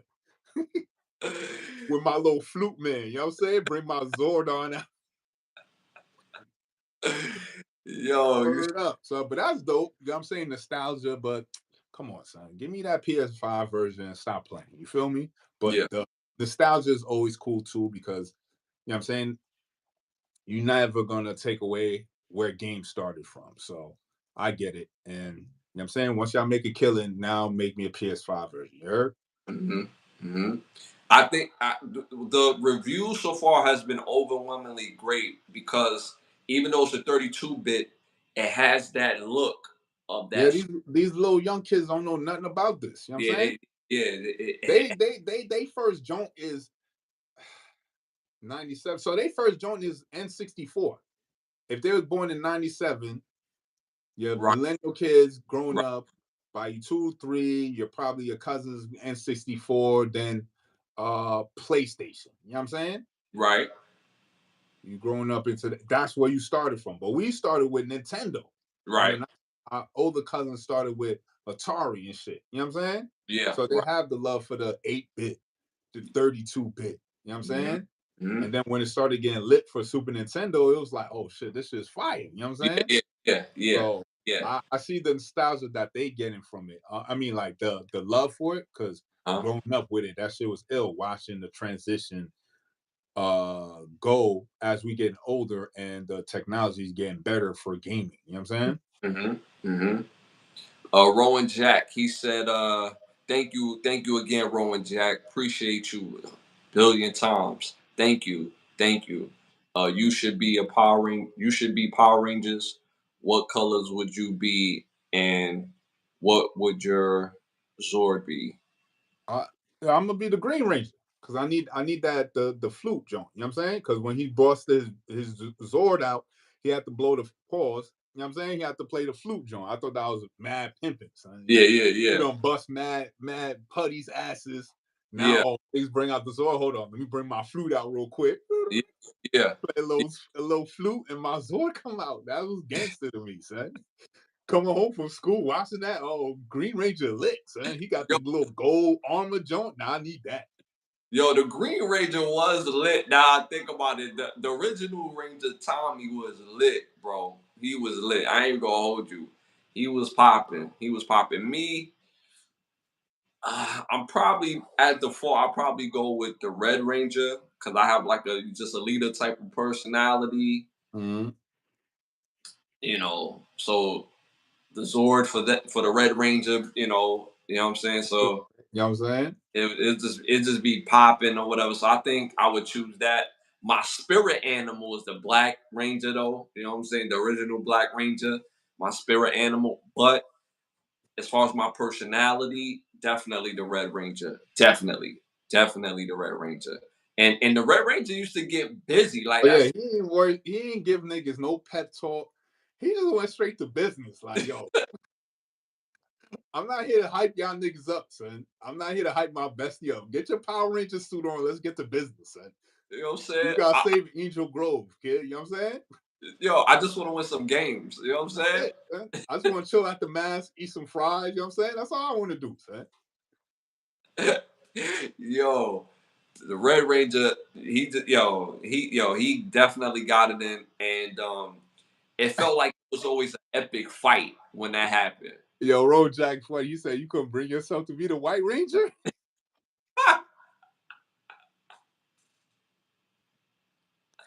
Yeah. Nah, you could be the White Ranger, Road Jack. Hold it down. You know what I'm saying? Because so the White Ranger was the seventh Ranger. Yeah. He He was came later on. yeah, he was popping.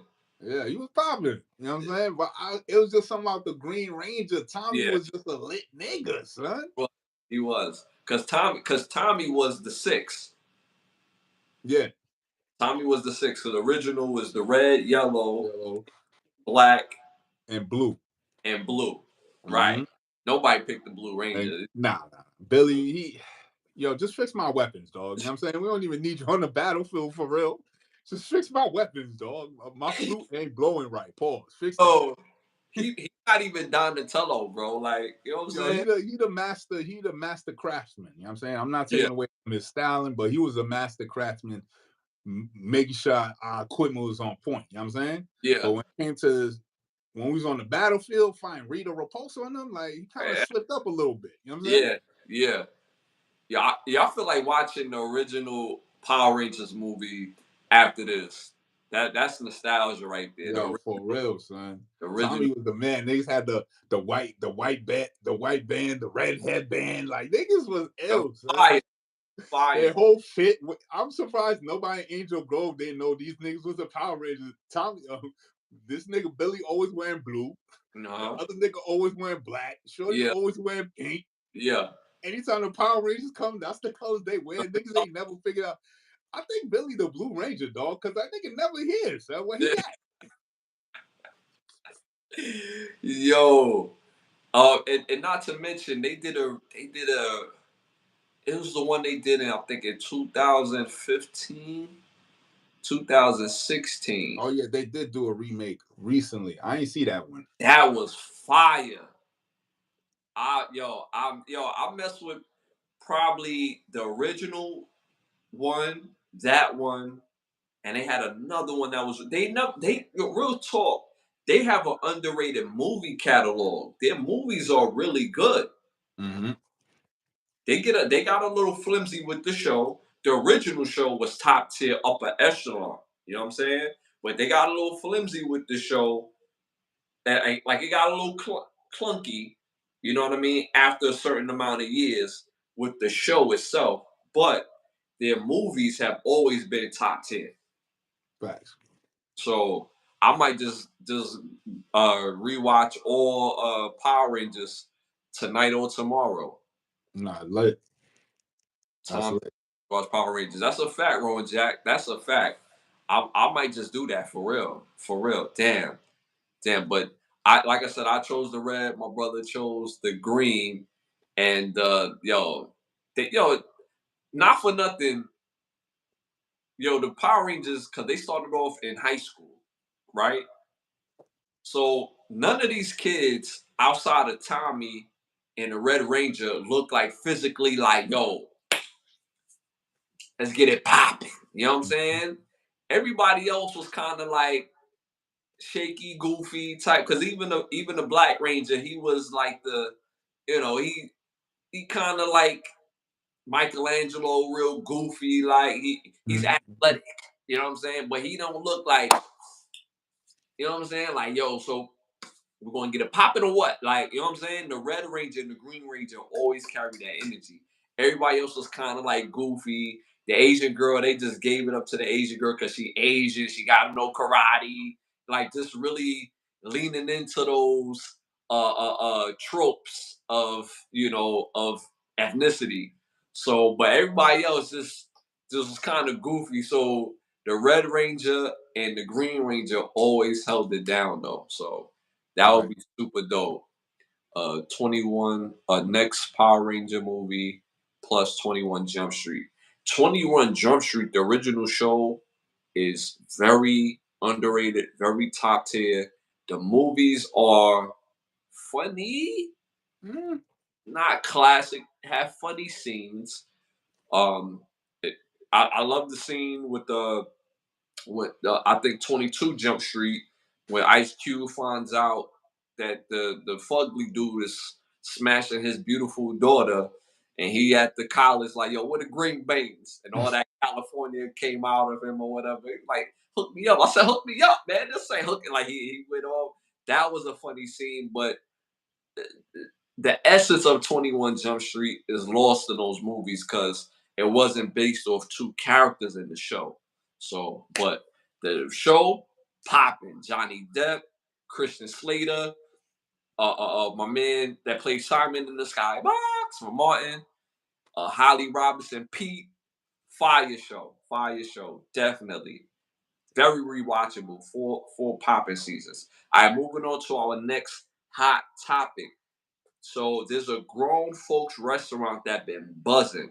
So this grown folks restaurants only allow people that's 30 and older into the restaurant.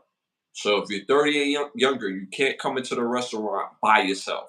You have to be accompanied with somebody that's 30 and older in this Missouri restaurant. And the restaurant has amazing food, but it's been buzzing because of the fact that if you're not 30 and over, you cannot enter the restaurant. What do you think? I like that.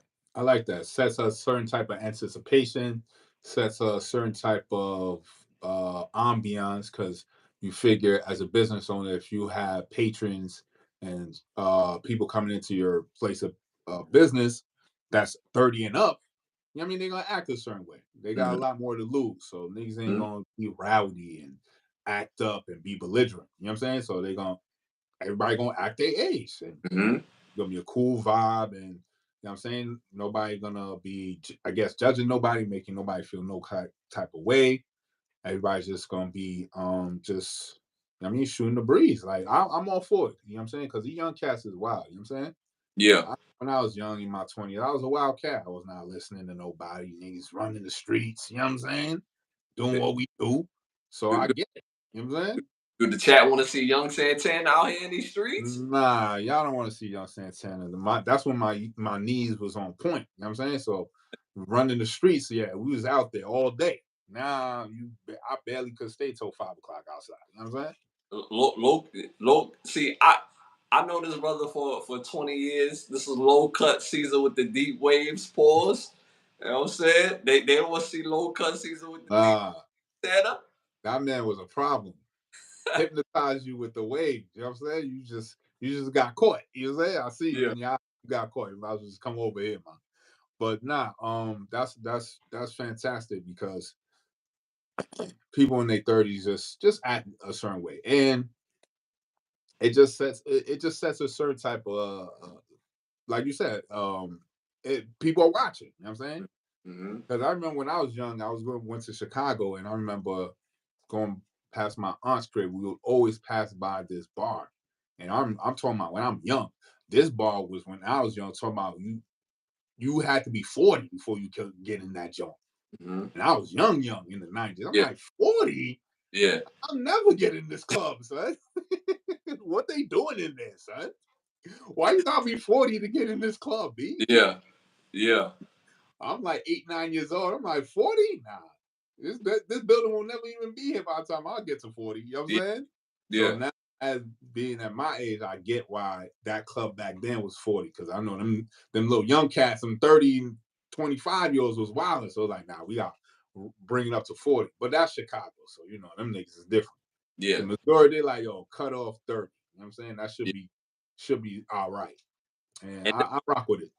and this is in Missouri. So for people that don't know, Missouri has known to be a wild type of spot. You know, the crime rate is very high. And when you over a certain age, when you're 30 and over, you want to have a nice atmosphere where you can eat, have a good time, and not have to worry about a commotion. You know what I'm saying? Over here, it still be commotions with people 30 and older. Don't get it twisted. You know what I mean? But But the likelihood of it happening frequently, right, you got a better chance dealing with the 30-year-olds than the right, 20. You know what I'm saying? right, right, right. So shout out to them, man. They setting a precedent for that. All right, moving on. Uh, The boxer Blair Cobbs knocks out Adrian Broner, tooth out during the fight. He wins the fight, might I add, but Adrian Broner don't feel like he lost the fight. But you could, he was pretty upset of losing the fight, but he knocked him. He knocked him out. Blair Cobbs did knock him out pretty good, and then in the midst of knocking him out, he knocks a tooth out. Hmm. What do you think about that? I mean, if mentally Adrian Broner don't feel that he lost, then that's good in the sense that still has his mental strength. You know what I'm saying? To like pers- persevere on to get himself physically back in shape to fight again. Because I heard he like separated his shoulder, some shit like that, and also got his tooth knocked out. So his body needs some time to heal. But if the mentally he don't feel like he lost and he feel like he still got it, then that's good. You know what I'm saying? Yeah, Because if you mentally lose it and then physically, then that's two L's, yeah, and it's very hard to. You could always get your physical health back, but mentally that takes a lot longer. So if he's mentally still in a good place, so that's good. You know what I'm saying? yeah. I mean, I think of it two ways on this one, to be honest with you, because physically you could be up to par with something, and mentally you just it's just not clicking. But this is vice versa, right? Mentally, he's still competitive. He's still competitive, but his body is breaking down. So for a top tier athlete, it's a mind fuck because your body is now going to betray you. Your mind is telling you could do this shit, but your body's like, bro, we need to go home. It's over. And your mind is the last person to convince itself that physically it's over. If he's in the street, he can handle himself in the street because most people don't know that world of boxing and fighting. So he's always going to be good as a man walking around. But as far as competing in boxing, bro, his teeth, he lost his tooth. Shoulder got separated. Then when he got knocked out, it wasn't like he got caught. It looked bad. It looked bad. So for him to mentally to say, yeah, I could still do this, but physically, yo, bro, you can't no more. Your body's now betraying you. Now it's catching up. You could still be a power hitter out here, but you can't do this every day like you used to. It's not the same. Your body, you could train your body where you're physically in the best shape in your life, physically in your 40s, right? You could physically do that, right? Because we've seen Bernard Hopkins do it and a few other boxers do it. But boxing is different.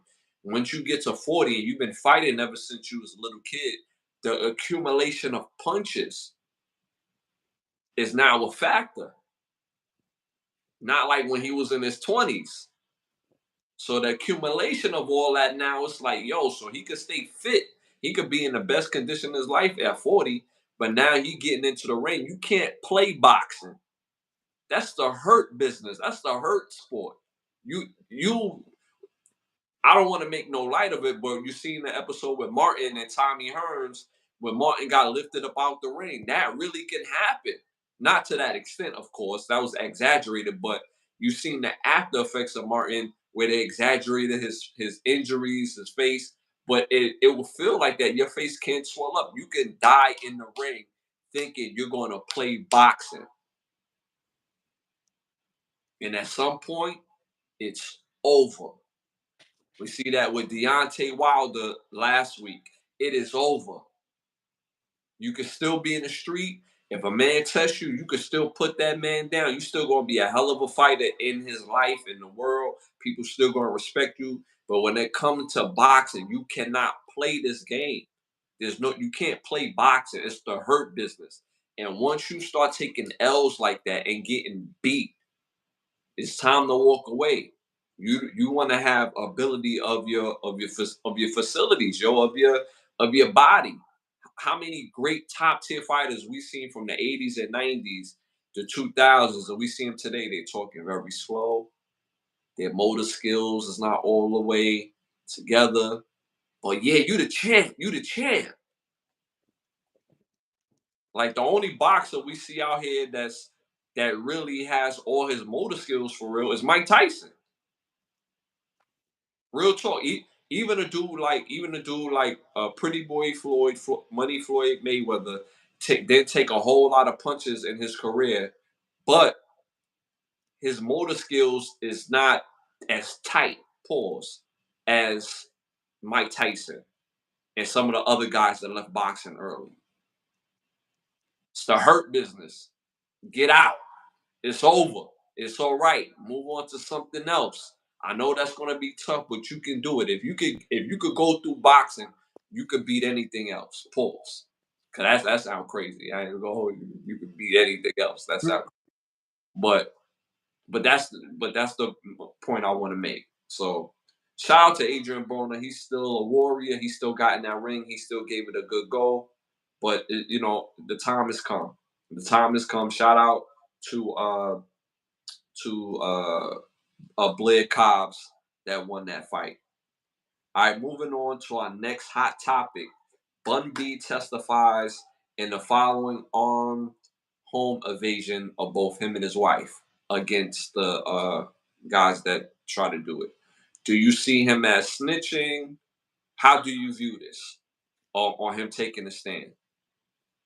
Um, it's great areas because you spent your life getting checks, writing about songs about growing up in the hood, about street activity, and then when you rap and sing about songs about street activity, there's codes and ethics involved with street activity. You know what I'm saying?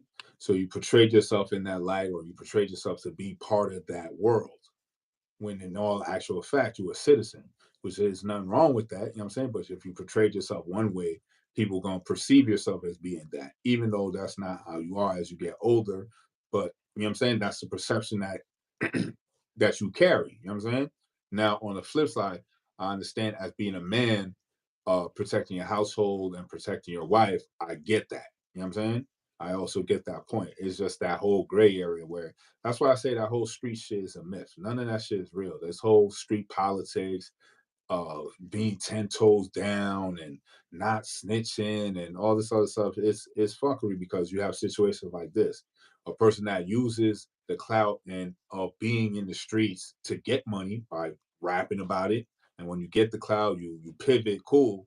But then when the streets come knocking, now all of a sudden, you know what I'm saying? It's Hmm. a different tune. You feel me? Yeah. And then because of his testimony, he got 40 years. But at the same time, I understand from the story and the testimony, but he put the gun to your wife's head. At that point, fuck everything else. You know what I'm saying? Hmm.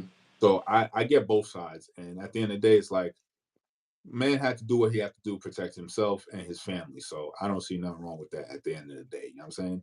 Hmm. There's nuances to it, but at the end of the day, Man stood down, protected his home, and as he did, got a criminal up off the streets in that aspect.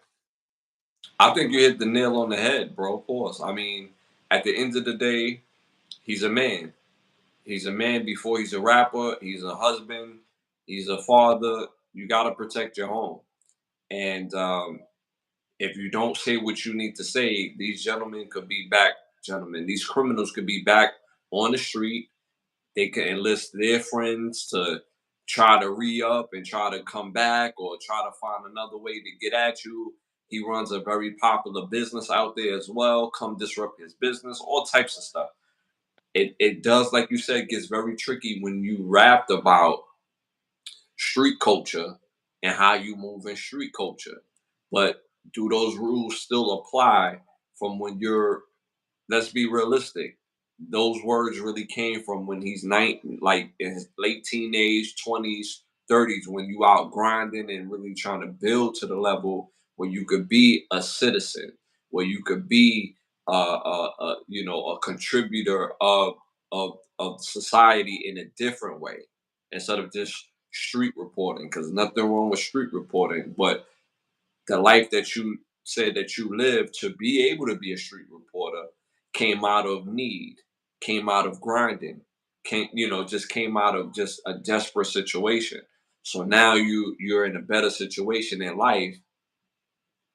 Do those rules still apply? Because now you're an older man, you're no longer active.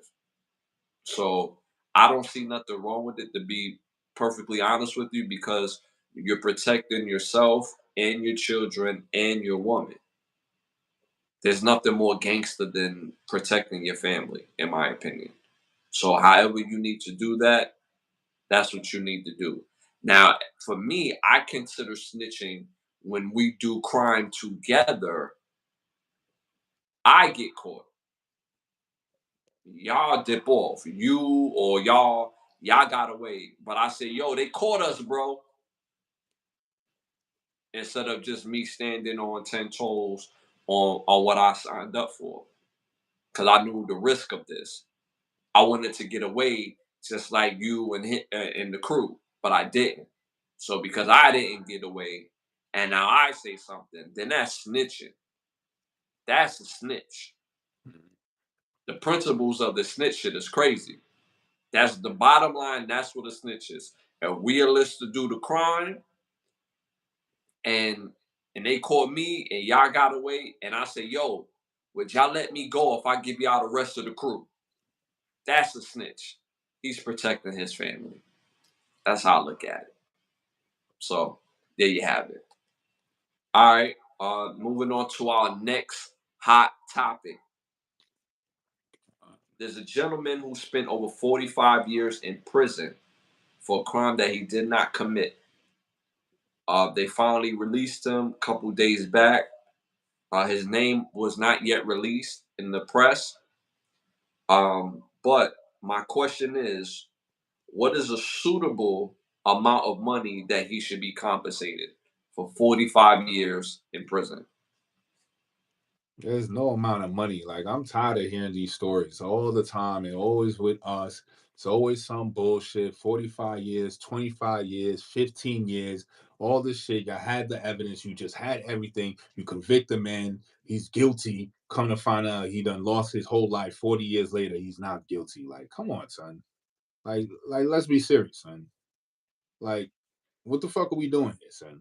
Like, how is this possible? How y'all new people going into law and don't go back to old cases, make sure everybody's on the up and up?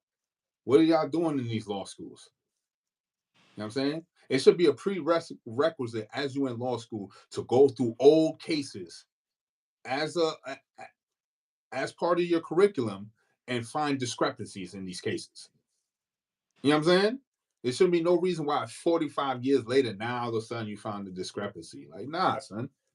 Why our lives gotta be put on the line like that? And then you think amount of money is gonna make it up? His whole life is gone. 40 years? You know what I'm saying? 45 years is more damn near like 50 years. Bro, you go in at 16, 18. That's it. The life you knew at 18, dead, gone, over with. 45 years later, you going into a society that you have no idea.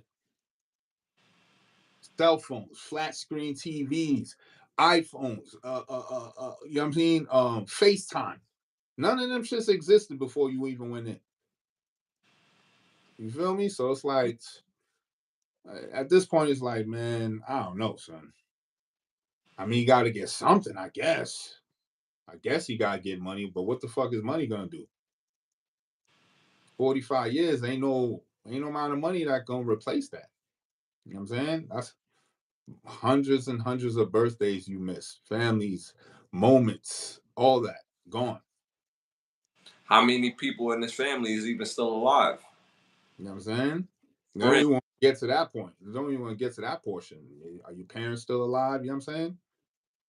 Do you have kids? Are they grown? You know what I'm saying? Do they even still value you in their life still?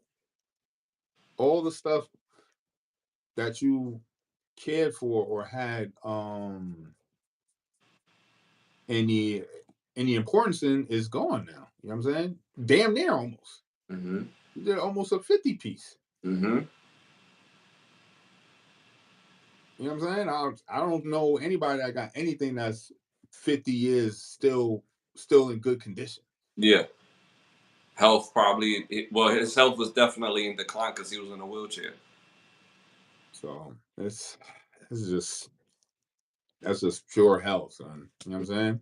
It's Mm-hmm. no, honestly, no amount of money can really change that aspect. That's a fact. That's a fact. I agree with you. I think you hit everything. Hit all the points. Pause. He's coming home to nothing. He's coming home to nothing. The only thing he can look forward is to having a little money, and he could travel, whatever. You know what I'm saying? And he could do it comfortably. He shouldn't have to have any financial worry for the years that he has remaining left on this life, in this time. And and if I'm him, I want a big stupid check. Even doesn't it don't compensate my time for the time lost, but these last few years, I'm going to be comfortable. I'm going to travel. If I got family left and I mean something to them and they mean something to me, I'm going to set up something where I have something that's going to precede me through them. That's what my mind is at if I'm him, because I couldn't fathom being locked up for 45 years.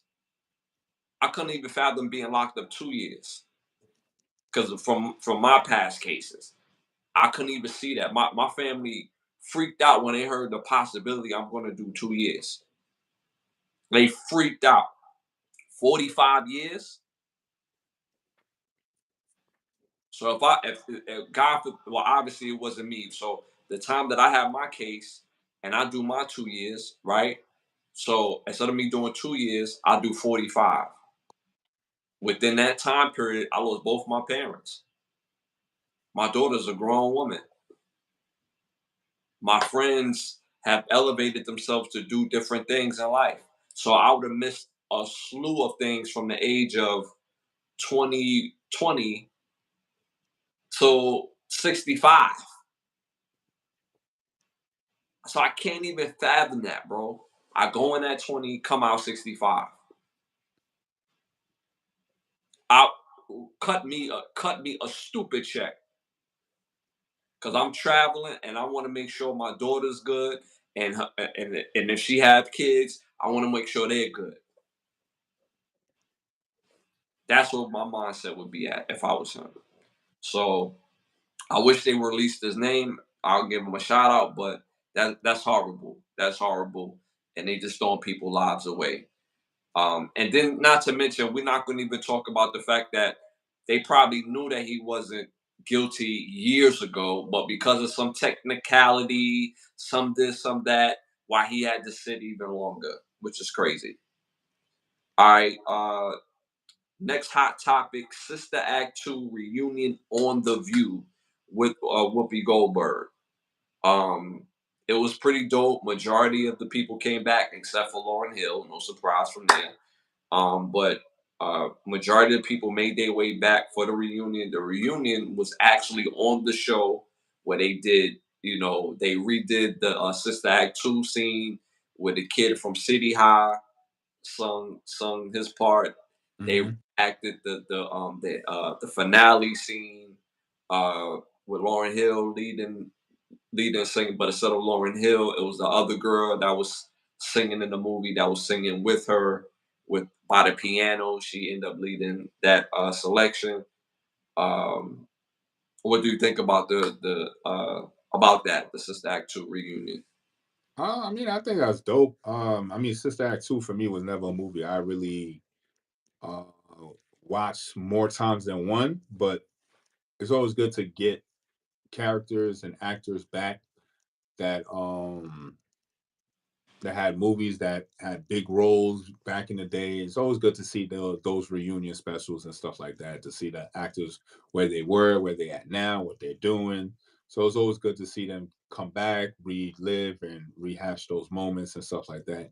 It always makes me wonder, do like when the movies or these series is done, do these people still keep in contact with each other? Because y'all with each other for like a very pivotal point in your life. You know what I'm Yeah, saying?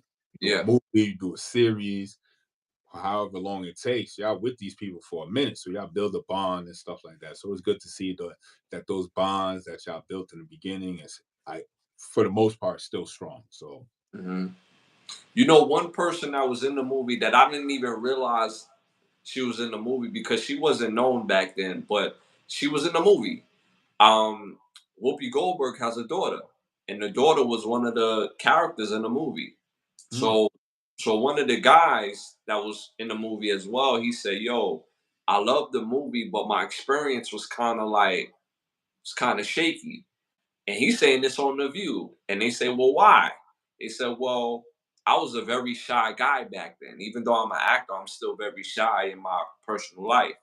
So I had PAs tell me that to stop looking at Whoopi Goldberg's daughter, because Whoopi Goldberg's daughter when she was younger, she was fine, right? They telling me stop looking at her because she's complaining that you keep looking at her a certain type of way. So when he said that, Whoopi Goldberg's daughter is sitting there right next to him and it's like, oh my God, I can't believe you said that. And Whoopi looked back like, nigga, I know you not to bring that shit up now, like type of energy. But he was just saying, like, yo, it was kind of like traumatizing because he's like, yo, I'm thinking I'm in a place of love. And the reason why I was looking at you is because I thought you was beautiful. So I couldn't help myself but to look at you. Like I see a pretty girl, but I thought you was beautiful. So I'm just I'm just, what I'm saying? I'm just looking at you, like, you know what I'm saying? So, but to Whoopi Goldberg's daughter credit, she apologized for that, but he still had to go through that experience of feeling like shame for liking somebody. mhm. You know what I mean? So, but Whoopi Goldberg's daughter apologized. She cleaned it up in a joke where she says, "Well, you dodged the bullet anyway. You can ask my husband. He's sitting right there, whatever." So she like they try to clean it up, but he was talking about his experience, how because that movie is iconic. It spawned a lot of stars from that movie, right? Lauren Hill was a star with the Fugees, but she wasn't a global star until Sister Act 2. Sister Act 2 made her a global star. That took the Fugees to a whole nother level as far as a group. So it spawned a lot of careers. So what do you think about him just speaking his truth on that platform like that? I mean, he said what he had to say. Like, you know what I'm saying? Just get it out now. You probably wanted to do it then, and you had the opportunity now. So fuck it, just do it. hmm hmm But that also has something to say about growth too, because there's situations that you went through as a teenager that you couldn't verbalize back then because you're shy or you don't know how to handle a situation. Opposed to being a grown man, mature, our brain is fully developed, and learning how to speak out and say your piece without it being confrontational. Hmm. You know what I'm saying? So shout out to that actor for being able to do that. Uh, Moving on to our next hot topic, the finals, game two, with the Mavs and Boston Celtics. Let me just double check real quick. So, oh no, that's the wrong game. So the Boston Celtics won game two. They won 105-98. So Mavericks is down 0-2. What do you think about that? I mean, he's gonna go to game 7, so I'm not really tripping. You keep saying that. You keep saying that. You know what I'm saying? It's gonna go. All right. The home team always wins the first 2 games. Then they go to the away team. It's either one or two things. They win both games and go back to the team again, or Hmm. they win one of the 2 games, right? Of the you know what I'm saying? And then it continues. It's one of many of those scenarios, you know what I'm saying? But Hmm. in all honesty, it's gonna go to game 7. You know what I'm saying? Ain't nobody ever gets swept in the finals. It's not entertaining. So gotta go to game 7. 6 if possible, but definitely to make this shit really to milk it for as much as they need it to be, yeah, go to game 7. You know what I'm saying? Hmm. I'm pretty sure it's gonna be 2-1 by the time one of them Dallas games, Dallas is gonna win. You know what I'm saying? It just always is how it is. If Dallas had won one game in Boston because they played both games in Boston, then Hmm. it'll be a different story going back to Dallas. You know what I'm saying? Yeah, But because facts. it's 2-0 Boston and they going to Dallas, I'm gonna give it to I'm gonna give it to Dallas, making it tied up. Hmm. You know what I'm saying? I'm not sure if both games are gonna be in Dallas or one is gonna be in Dallas Both, and they go to both, Boston. both. Then it's gonna be tied up by the time they go back to Boston. Yeah. So I think the whole thing is Mavericks have to beat the Celtics at home, at least one game at home. You know what I'm saying? They do that, game 7, then from there, as long as Boston don't win, that's all I care about. But I feel it's gonna go to game 7. You know what I'm saying? Well, the Mavs got to win both their games at home. They can't just win one game. They got to win both games at home because the finals now it used to be two games for one team, 3 games in a row for the other team, and then the last 2 games for the original team. Now it's 2 games, then 2 games for the away team, then two, then the one. So they can't afford to go back to Boston 3-1. Sorry about that. They can't go back to Boston 3-1. They have to. There has to be tied up 2-2. So as I'm looking at the stats now, PJ Washington did his job. He had 17 points. Derrick Jones did his job with 11 points. Daniel Gafford did his job, 13 points, 9 rebounds. Luca, 32, 11, and 11. My God, crazy. But Kyrie got to pick it up. He only had 16 points. He only has 16 points. So he has to pick it up. He has to pick up his play. They expected him to get buckets, and he's going to be able to have to do that because if he don't, they're going to take the L burger. It's just going to happen. When I look at Tatum only had 18. Jalen Brown only had 21, but True Holiday had 26 points. True Holiday is not no bucket getter, but he can score, but he's not night in, night out going to give you 26 points a game. Derek White gave you 18. Porzingis gave you 12. So Kyrie's going to have to step it up just based off his stat line for them to win. He's going to have to play much better for them to tie this up. And I hope they tie it up because I don't want to see the Celtics win. I don't want to see that. So I hope they tie it up and make it a series, but they can't afford to only win one game in on their home court. They got home court for the next 2 games. They gotta win both games. So, No facts. but it's an entertaining series so far. It's been entertaining. Entertaining. All right, next hot topic: Ghost Power Book 2. I'm sorry, Ghost Power Book 2, Season 4, Episode 1, just dropped. Just dropped. Uh, I didn't get a chance to watch it. I started it, but I didn't finish it because I had to run Matt errands today, so I gotta get back and catch the rest of it. But the first 15 minutes of it, you know what I mean, it's power. You know what I'm saying? So I'm just gonna be entertained by the entertainment. You know what I'm saying? So yeah. I'm not expecting much, little razzle dazzle here and there, but you know what I'm saying? It's power. So It's Yeah, good entertainment. Glad it's back for sure. facts. That's a fact. Uh, Again, shout out to Rowan Jack. I'm very proud So to see you. Roman Jack going crazy right now.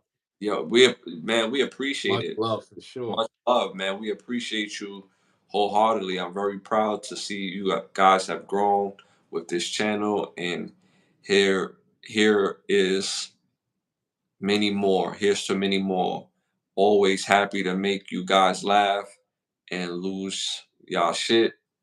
Makes my day. Big love. Appreciate you, brother. Seriously, man. We really appreciate that. Thank you. Thank you for the contribution. Thank you. For real. Thank you. Um Damn, I lost my train of thought. Thank you again, Roll Jack. Thank you. Wow. Um yeah, so Power Book, uh it's a must see. It's a must see. It's a must see. Power Book is going Ghost series. Power Book 2 is going Ghost Power Book 2. And when I say that, I say the tropes is going to always be there. But they came in, it started off on a bang. Power does what Power do at the end of the episode when they bring in new characters without explaining why they're important to the goddamn series at all. Hmm. They do this all the time. Again, it's a great soap opera. Soap opera with guns, no accountability, no consequences. But yo, it was a good episode. Power always give us a good episode, and the very first episode is always going to be good. Then it gets a little clunky. Then it picks up somewhere along the way. Um, they they use one character to explain four different narratives in a matter of 20 seconds. When y'all see this, y'all going to y'all gonna be amazed when y'all see this. It's so ridiculously funny when it comes to storytelling. Their storytelling is so just clunky, but we're so invested into the characters at this point. We want to see what they're going with this, and this is the last season of Power Book 2. They already said it. It's the last season. I'm not sure if we're even going to get 10 episodes. I'm not even sure. I've only seen the pre-episodes, and it only shows up to 5. So I'm not sure if they're going to do what they always do, stop it at midway, stop for 2 weeks, and then bring it back out to prolong it. Like I don't know, but I'm not gonna put it past them that they're gonna do that.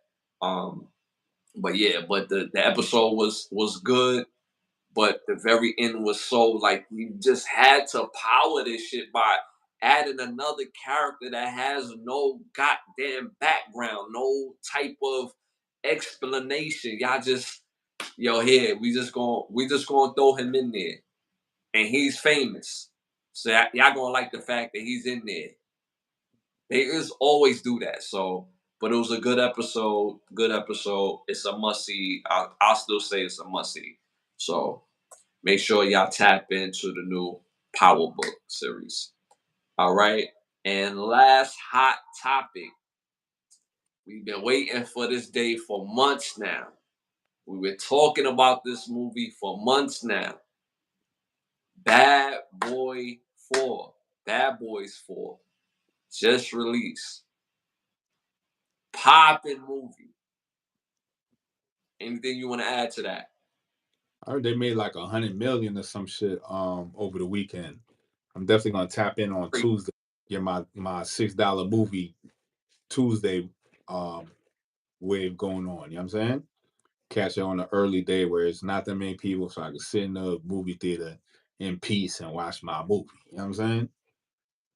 See, see, see, this is why my brother is who he is and I'm who I am, because our movie experience preference is two different things. He prefers to go to the movie with just by himself or just a couple people and he get, the you know, the all that, right? I don't want the extra cackling over there. I don't want to cackle loud. I don't want a nigga try to overlap me and shit because the scene too damn funny. You know what I'm saying? But see, that's the beauty of it. You feel me? Like I'm a bootleg baby. You know what I'm saying? For those that don't understand that, like growing up in New York City, they used to have bootleg tapes. The bootleg tapes, you take it home. What they do, they go to the movie theaters and they tape it from the movie theaters, but they get all the reactions of the crowd. Me personally, I grew accustomed to watching movies based on the action from the crowd. So if it was a great gun scene or a funny scene, I'm laughing and I got a crowd of people to laugh with me during the scene. See, I like that type of shit. You know what I'm saying? So my movie experience has to be amongst a whole lot of people because I'm going to be laughing the loudest anyway. It don't even matter to me. I'm going to be cackling when I need to be cackling. It don't, but the participation from other people, you'll be like, oh yeah, that's funny too. I haven't peeped that. This nigga like, cause you ever hear somebody laugh at a joke before you and be like, yo, that is funny. Like, so I like that encouragement. You know what I'm saying? So, Fact, facts. but it's a dope must see movie. Now, I'm gonna tell y'all like this. This is my list. This is gonna be different from my brother's list. I got Bad Boys 2, Bad Boys 1, Bad Boys 3. Bad Boys 4. I gotta watch it again. But just after watching it, yo, it could be number one, dog. I'm just trying to tell I, y'all. I gotta go see it now for sure. It could be number one. Like, I'm gonna tell y'all this because I really want to go in on this movie. The storyline match with the action, match with the that was like because after Bad Boys 3, your initial opinion is that you thought Bad Boys 3 was the best. Your initial opinion because of the storyline, right? It changed a little bit after you watched it again and kind of sat with it, paused. But I thought the funnier part 3 was sorely lacking. Great storyline. The storyline probably the best out of 1, 2, and 3. But the funny was like Martin didn't feel like Martin. The cast outside of Martin and Will was just not funny. Niggas is famous, but they not funny. Part 4, dog. The comedy we got Bad Boys 1 Martin in this. We got Bad Boys Martin in this on part 4. That's how funny this shit is. You know what I'm saying? Will Smith is Will Smithin', bro. He's the constant professional. He's gonna be funny. He's gonna be Mike Lowry. You know what I'm saying? He out there, he Mike Lowry. You know what I mean? But the movie is funny as hell. Of course, they brought back the dog Fletcher. You know what I'm saying? They had to bring back. They had to bring back Fletcher. They brought back the legendary actor that plays Captain Howard. Um, and the way they did it was so dope and it made sense. So the storyline, this is the best storyline that they had of all 4. The best action, not the best action. Season 2, hands down, still season 2. Uh, movie 2 is still the best action out of all Bad Boys. But the part 2 action is like here. Part 4 action is like right here, dog. Like it's right there at the cusp. You know what I'm saying? Now, Bad Boys 1 comedy is like here. Bad Boys 2 comedy for me is like here. Bad Boys 4 comedy is like I want to say like here, dog. Like it's this Bad Boy 4 was popping, bro. I want to go on this shit so bad, popping, popping, because I know a lot of people out there just going on YouTube to hear the reviews and the reactions. It's a must see movie. I'm surprised that I'm not even not surprised that they did so well, but the movie dropped Thursday. So to see that many people went to the movies from Thursday to Sunday and that type of support just lets you know what type of movie this is, bro. That's a fact. Like I was so proud. I ain't gonna front. I was kind of worried because I don't know if you've seen like Martin's, like I don't know. It seemed like Martin's been on for like a couple of years, like physically, like it just seemed like he kind of like off a little bit. You know what I'm saying?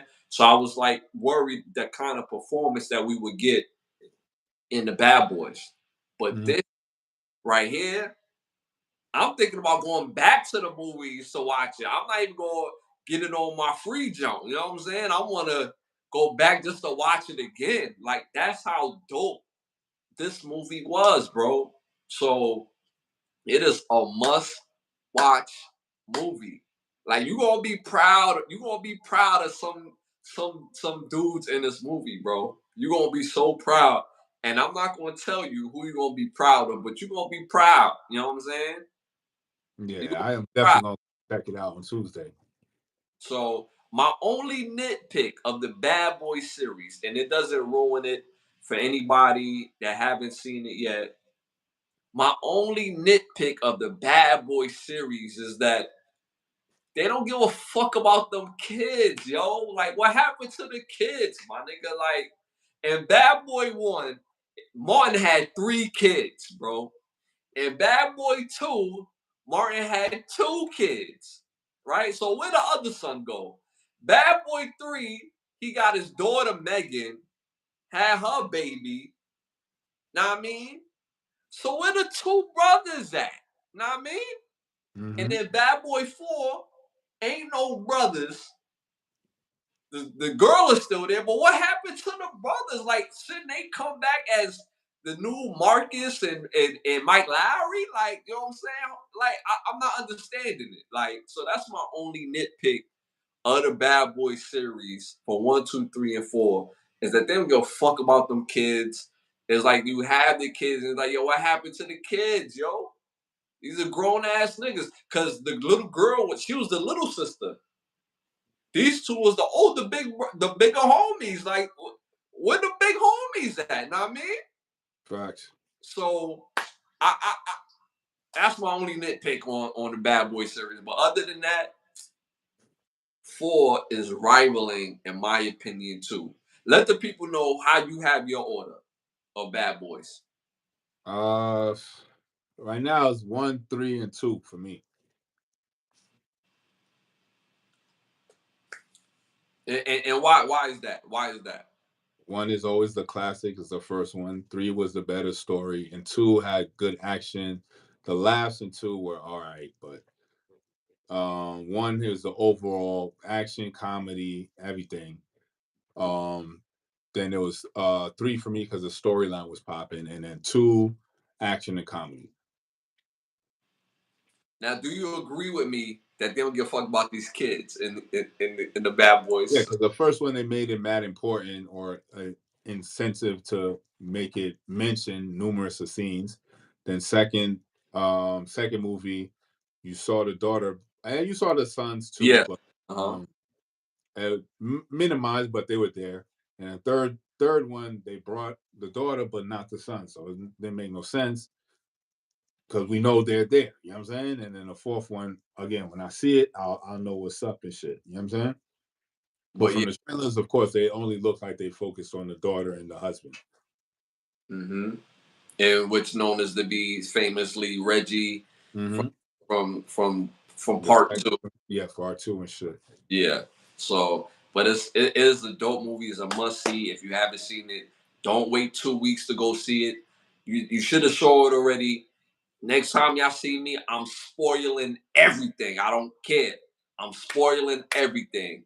It's a must see movie. Make sure y'all tap into it immediately. Just go out there and show these top tier actors, Will Smith, Martin Lawrence, like just the love that they deserve. Martin Lawrence is such an important actor in our generation. It's not even funny where they take one of his characters that he did off a show and put it into a goddamn video game that's based on fighting and Mortal Kombat.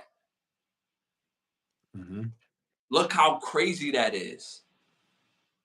Top tier, yo. Top tier. He's dominated movies. He's dominated sitcoms.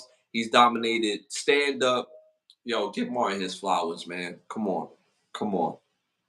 All right, moving on to our next segment. Our next segment is brought to you by Bravo Section. Make sure you go to bigbravosection.com. Again, bigbravosection.com. If you're looking to book a session, we're one of the best photographers in. Sorry, if you're looking to book a session with one of the best photographers in the world, if you're in the Miami area, make sure you book that session. If you're not in the Miami area, you still fly out and take care of your session. Oh, you got a petty thought for us? I do have a petty thought, but I got some homework for people in the chat because I know for a fact none of y'all in the chat know about this. So the homework is I need y'all to look up NAMBLA. It spells NAMBLA. So it's NAMBLA. I get a chance, look that up. Next I'm gonna go in on that, but I need the audience to be at least on a level of understanding of what these NAMBLA stands for. You know what I'm saying? Because before I go in and explain it, you need to have that level of foundation because they don't speak about this organization at all.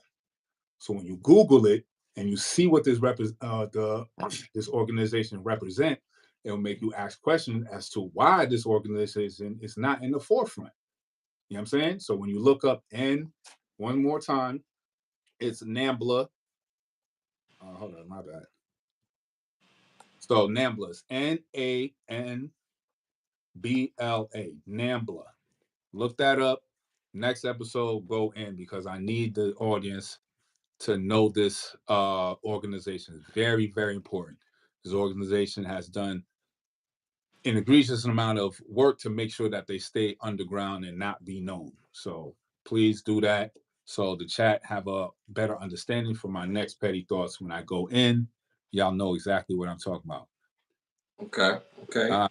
So my dude Rowan Jack know what's good, so he already know what's up. So that'll be the next topic. But I definitely need everybody in the chat room to look this up. The more people that look this up, the better it is, and the better eyes we could get on this organization because it's not fair that this organization, amongst all organizations, is behind the scenes and they're really pushing certain agendas that are not great for society. You know what I'm saying? Mm-hmm. I mean, that's how it always is. There's always the company or the organization that has shell companies that has the agenda and then say we're going to do this and we're going to do that, and that agenda is going against people who are visible. These are the people who are the powers that be. So when people say the powers that be, it's talking about organizations that move in that type of time. When people say the powers that be. So, all right, moving on. Next segment, keep the lie live segment. Keep the lie live. Keep the lie live. My keep the lie live segment tonight is the never-ending responsibility of melanated people when they do well in this country. It seemed like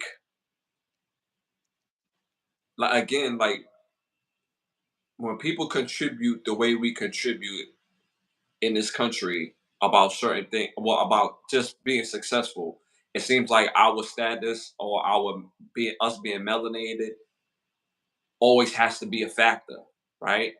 So we could do something really well for over 30 years, but if we fall out of favor, then all the things that we did is now being thrown away.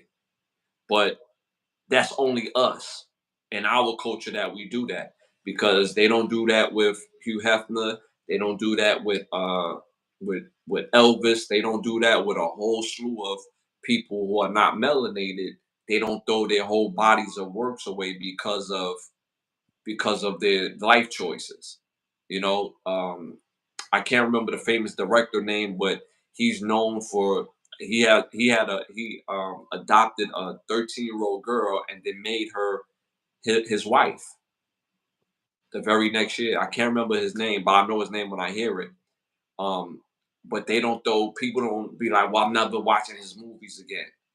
And his movies not even great anyway, but people still watching his movies. So it's like a never ending responsibility when you're melanated. When we do well, it's like now when we don't do well, our very own speak against us on public platforms. It seems like in our community, we specialize in that. We can't wait to join the public shaming. And shame is necessary, right? But private shame is more effective, in my opinion, right? But every situation is not the same. Some situations deserve public shaming, but most situations deserve private shaming. But it just seems in our community, we cannot wait to put each other down. We cannot wait to to throw away all the stuff that people done put into the atmosphere. But I also think it's case by case because every situation is treated different, and it should be treated different. But it just seems like no matter what we do, because if you talk about Bill Cosby, R. Kelly, um, P. Diddy, you talk about Kobe Bryant, you talk about all like, and we all got stuff. We all got stuff that we're not perfect for. That's what the whole beautiful thing about growth and being better, right? Nobody's advocating for any wrongdoing that anybody may have done. Nobody's advocating for that.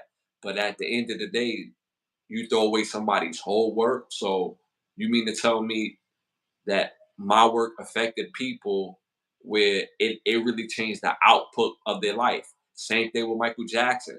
Michael Jackson been accused of being a pedophile for half of his life. Come to find out, the people what he that he was supposedly harming came out and said, I've never even spent any time with Michael Jackson alone. I've never when I slept in his bed, he wasn't even in the goddamn room. He was in the next room sleeping with this chick. So the perception that they try to paint but hook, line, and sinker, our own people is like, yeah, he a pedophile. I always knew something was about him. Da da da da. This that and the third. So it's like we can't wait to join the hype machine on tearing each other down. So that's something I really wanted to express regarding that because it just seems like no matter what we do, that responsibility of being melanated always has to carry. Like if we decide to marry outside of melanated women, oh, so now melanated men is coons, or you're not as strong, and this, that, and the third. It's like it's always a responsibility. But a lot of I won't say a lot, but some of the men in our culture, they see it more exotic by dealing with women outside the culture, and that's what turned them on. So it's like we're not monoliths as a people.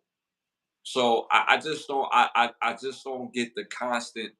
I get the constant responsibility, but is it fair? No, absolutely not. So I just think that's very whack, and I just had to point that out. So Not fair. That's fair. anything you want to add to that before we close out? No, no, you was definitely on point with that. You know what I'm saying? There's nothing much to really add to it. Okay, okay. Again, y'all, that's been the episode. Thank y'all for tuning in. We appreciate all those who contribute to the super chat. Yo, that's straight from the heart. I really appreciate that. Shout out to Rowan Jack, also King Prince, Major. That again, when we started the show, you know what I'm saying? We had to build to this point. So y'all been a part of this journey, and we appreciate it wholeheartedly from the bottom of my heart. And I'm pretty sure my brother feels the same way. Anything you want to say before I do the ending thoughts? The ending. Hopefully, Winter Breeze. Shout out to you. You had sent your information so you could get your prize from last episode. Rowan Jack, of course, day one. Rowan 12, day ones. You know what I'm saying? King Prince day ones. You already know how we rock. You know what I'm saying? Y'all here from the beginning to the end, and we always appreciate that. That's a fact. And for all those who's gonna watch it on the rewatch, make sure you catch us live. Catch us live every Thursday, every Sunday at 10:30 p.m. All right. Also, I want to thank some of the sponsors of the show: Bravo Section, Blunt and Snaps, and OUV Records. If you're interested in becoming one of the sponsors of the show, you can hit me up on Instagram at Ashley Lovechild, or get my brother up on his Instagram at Bravo Section _ So if you're interested in becoming one of the sponsors of the show, you can hit me or him up on Instagram. Pause. Also, make sure you tap into the Overstand podcast. Why understand what you can overstand? That's more of a interview-based podcast every Monday at 9:30. Yo, it's been amazing. Can't wait to see y'all this Thursday at 10. This Thursday at 10:30. We're gonna have another pop-in show for y'all for episode 64. It's just like that, y'all. Y'all already know it's all love. We'll see y'all next time. What's love?